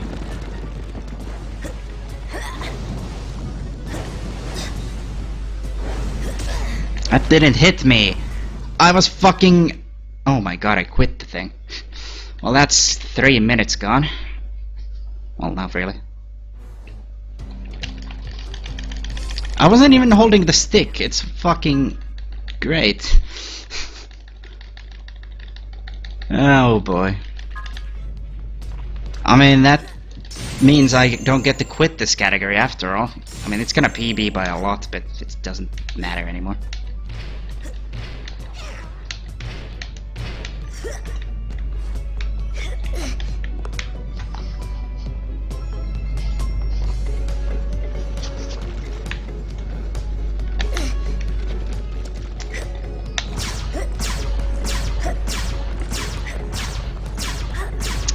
Fucking hate everything, by the way. In case that wasn't obvious.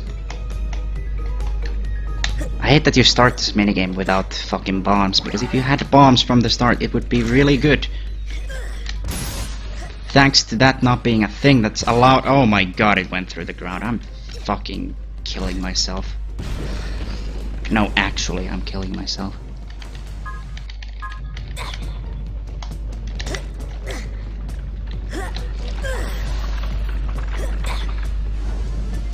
If you keep jumping, the spiders actually can't really hit you that well. See, that didn't even fucking come close despite fucking going through me, basically. Like, those fireballs are the most selective thing in the game. And of course they have to be in this level.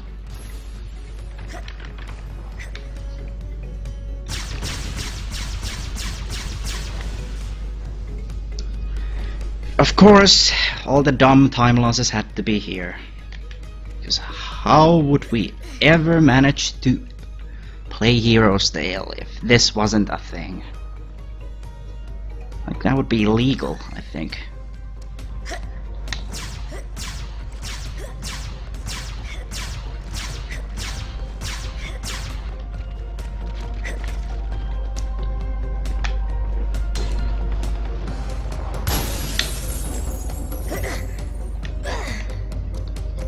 Let's just hope that the fucking bombs don't clip through the ground, because this last section is really tight to pull off.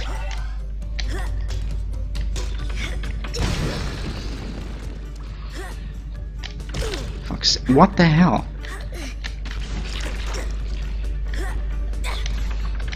I fucking jumped!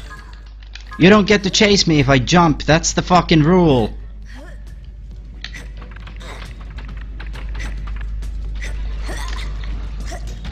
Okay, it hit the ground. Fucking seriously? Supposed to chase you as you're on the ground. Not as soon as they fucking feel like it.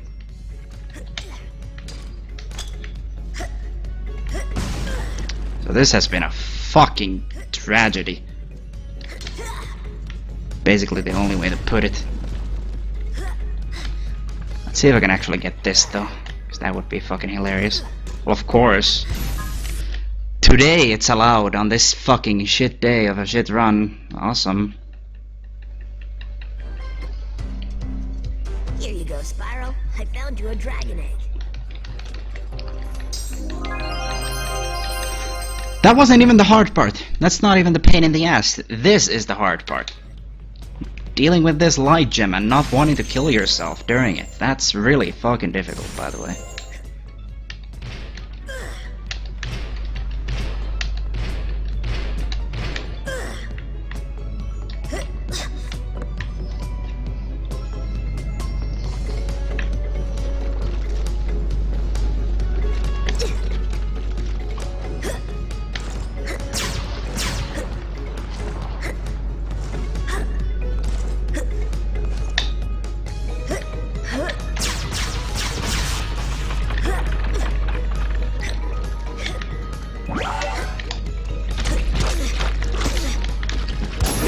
Death abusing.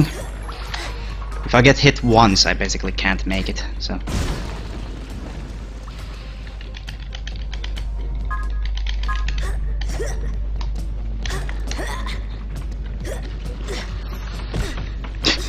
What the hell?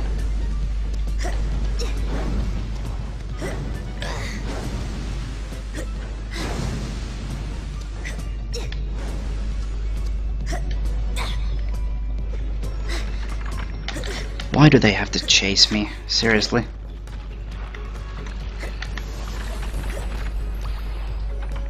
Why do they have human eyes like that? Like, why? Well, not human. Just animal eyes, I guess. Why couldn't they just have spider eyes?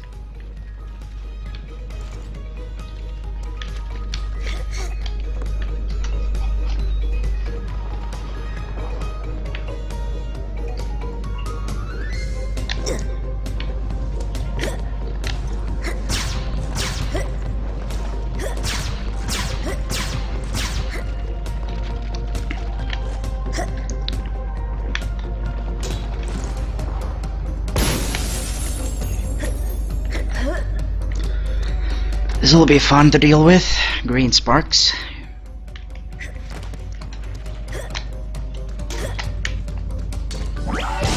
Yeah, I'm gonna death abuse. Safety. Apparently it comes first.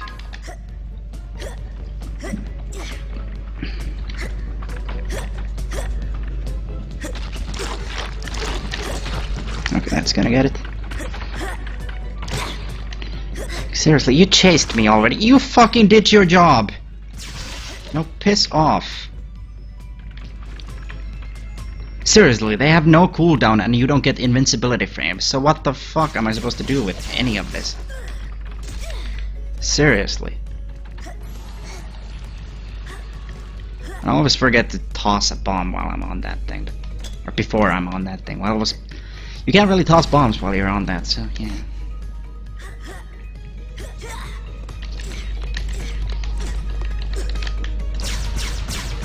Oh my god, I got fodder. Oh my god, I got 2.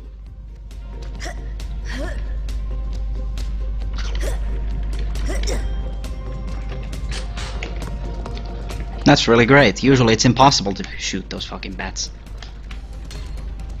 It's not gonna hit. It's also not gonna hit anything other than the spider.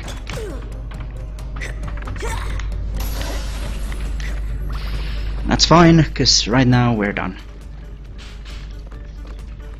And I'm gonna do a safety death abuse as well, because I kinda have to at this point. Even though said safety death abuse doesn't matter. I used to do it as like not even a safety thing, but you know. Like yeah, it resets the cycle of these things. It looks really cool and fast when you go through here, actually really fast. And you catch this cycle specifically.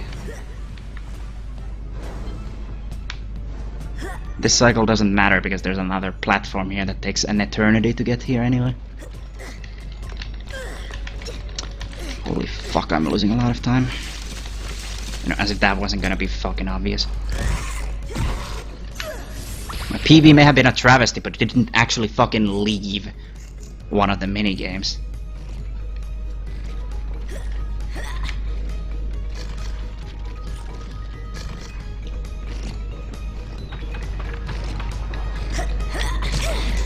And yes, that spider can knock you off if the planets align, which is really fucking nice of it.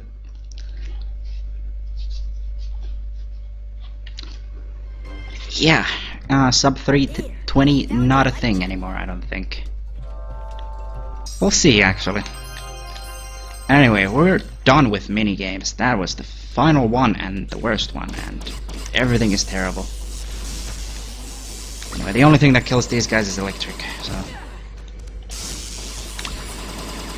use that, I guess.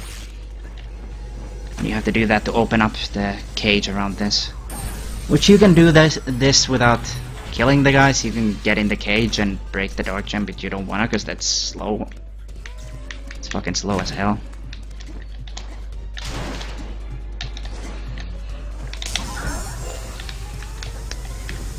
Now we're back at the beginning, actually. This is where I went out of bounds to skip to the end of the level. Like, I've looped back around, and here I am. And here's a hole.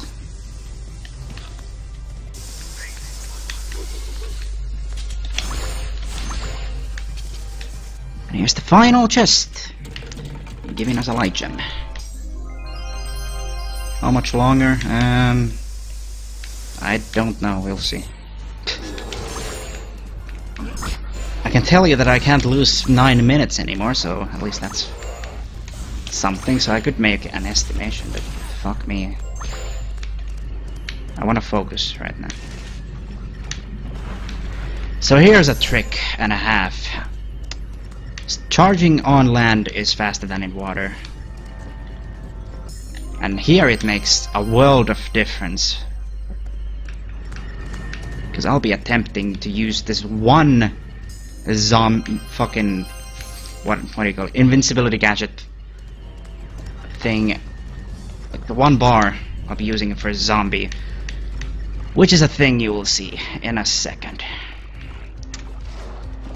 I have to make this to this shop pad. It's by far one of the tightest things in the game, and I made it. You wait for the death animation and then you activate the shop pad, and now everything just sort of ignores you.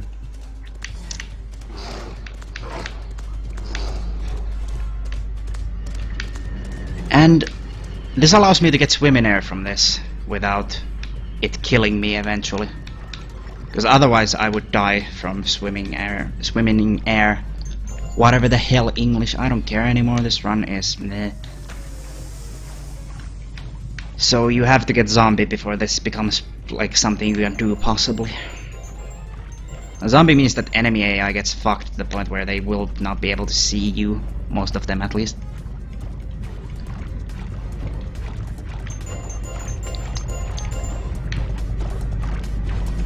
Anyway, I'm just gonna use this to get the red slab with swim, and this is the only way to swim in a red slab, so I don't have a lot of options, you know.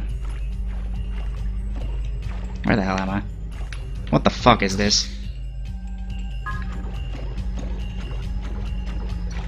I wanna go around this level activating every shop pad, because all the shop pads are right next to dark gems and other things that I want. So before I get the dark gems, which there's only dark gems, there are no chests, as I already said. I got the last one in the game. I want to go around getting all the items, and then the dark gems after I'm done with that. I just bonked on fucking empty air. That's awesome. Only in Hero's Tale.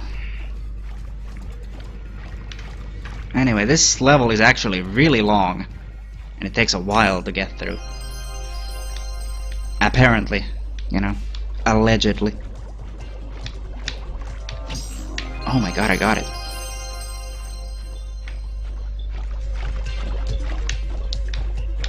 But yeah, this is the final level of the game, and I'm getting all the last stuff in the game here. Here's another shop pad. I activated it, yes.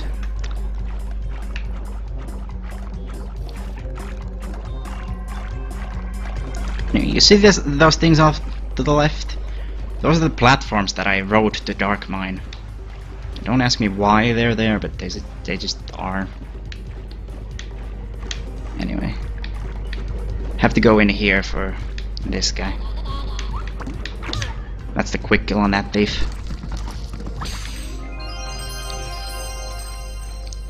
I have to activate this. and then push this button twice. I pushed it 3 times. I do have to return that to where it's supposed to be. Dude, hello. Come the fuck on. You can load these chunks, can't you? Dude. Why is everything so difficult all of a sudden?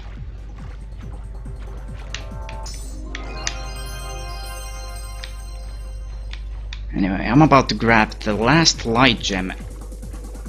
Thank you, Zoe, you fucking lazy cunt. Final light gem and the final egg right in this room. And we're done. And we only have 3 dark gems, and I'm gonna take those all fairly quickly.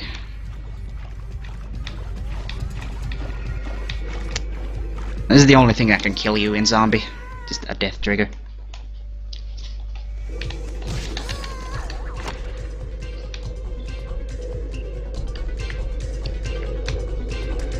Now here's an interesting platforming section. This is actually harder than it looks. Because of that. That shouldn't ever happen, and it hasn't happened in years. I'm not lying. That's fucking rare at this point in time.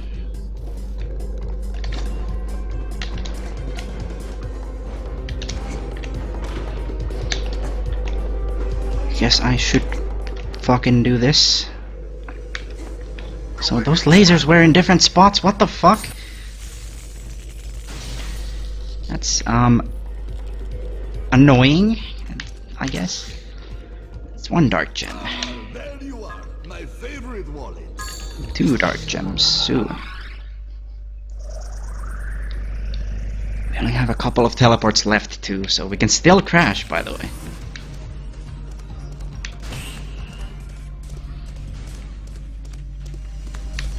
Yeah, there's a ledge there that you can just run along. And, you know, that's exactly what I wanted to do. Now, for some reason there's a hole here. Because, you know, Eurocom made this. So, fuck the puzzle for that thing. Not relevant anymore. I'll take this ledge back over here. Final teleport. Actually, no, there's 2 more. There's this one and 1 after it. Crash. Do it. Do it. You fucking wanna crash on the last teleport, don't you?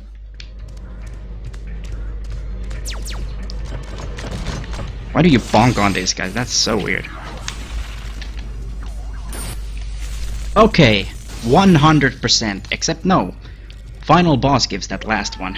It's not even 1% that you get from him. It's the fucking... It's like 0.1 or something. It just pushes you over to 100. Okay. This is gonna be at 321, I think. Okay.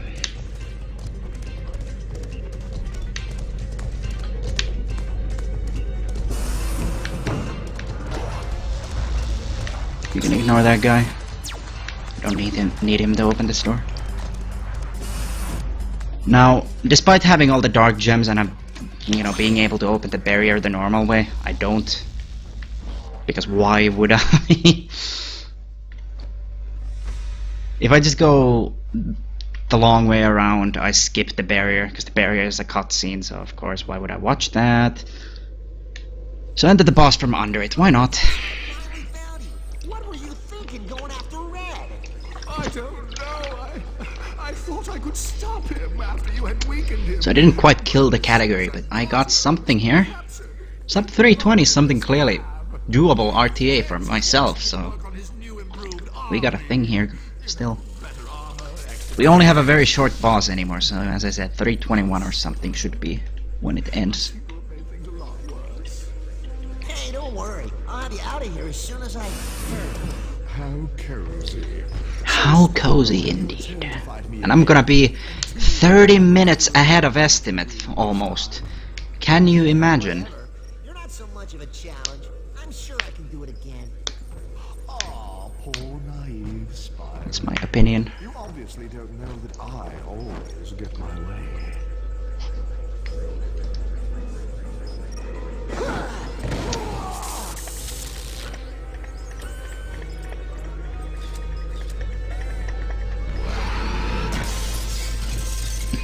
Leave it to me, Spyro. I've got him.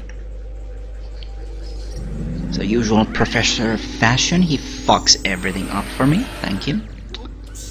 Okay, so instantly damage boost. That was really risky, but you know what? That was hilarious. That doesn't matter really, because I got the butterfly jar. I'm just gonna get fucking healed to full whenever the time comes for that. And I have extra health and shit to work with anyway. Anyway, this is Mecha Red final boss, yay. The way this works is that there's 3 very different phases. For once, variants in a boss fight, imagine that.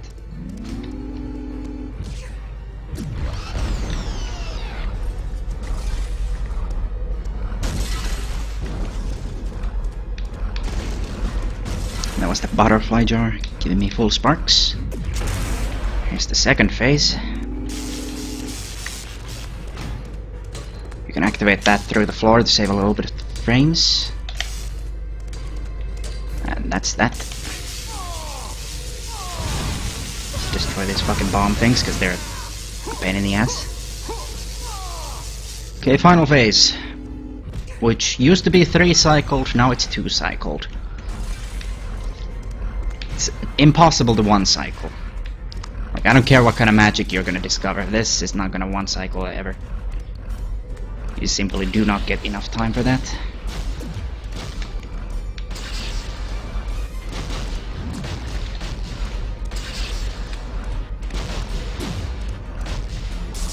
Anyway, I can use this electric breath to check for the button.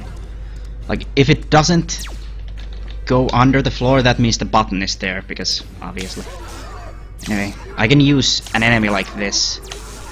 I can keep resetting their shooting thing, I guess, by electrifying them for a little bit. Which allows me to do extra damage, which allows me to 2 cycle this.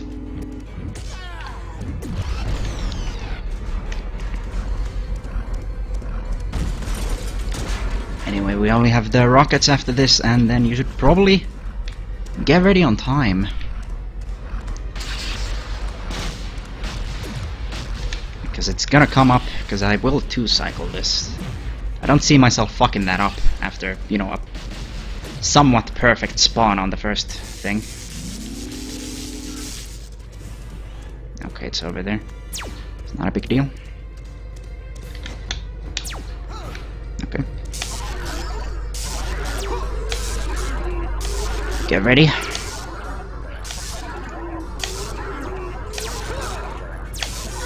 And time. That is that. That is Hero Stale 100%. Every light gem, every dark gem, every dragon egg. In 3 hours, 21 minutes and 23 seconds. By my timing. On stream the timer's not correct, so don't listen to the lies of that. Because it's 2 minutes behind just because of the opening cutscene. It's timing RTA right now, so you know. And then, you know, there's been buffering and shit. So, you know, I'm gonna throw this up on top of the ending cutscene, because I can. He doesn't deserve to get off that easy. I'll take it from here. I'm sure I can. Hello? It's me. World record. Haha.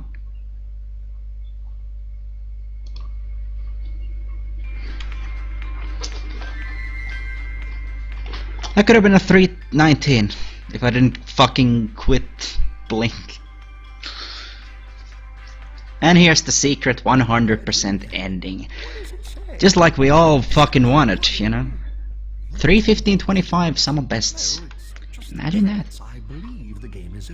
Also, I just fucking every time I reset the timer, I'm gonna have to push it on stream. I always forget. Always. Every single fucking time.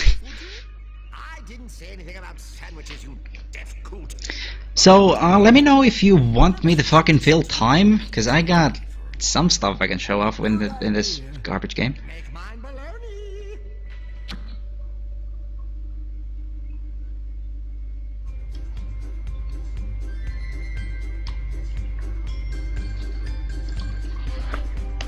And here's the invisible credits, which is random. Sometimes they're visible, sometimes they're not. This happens on Xbox 360 because bad emulation.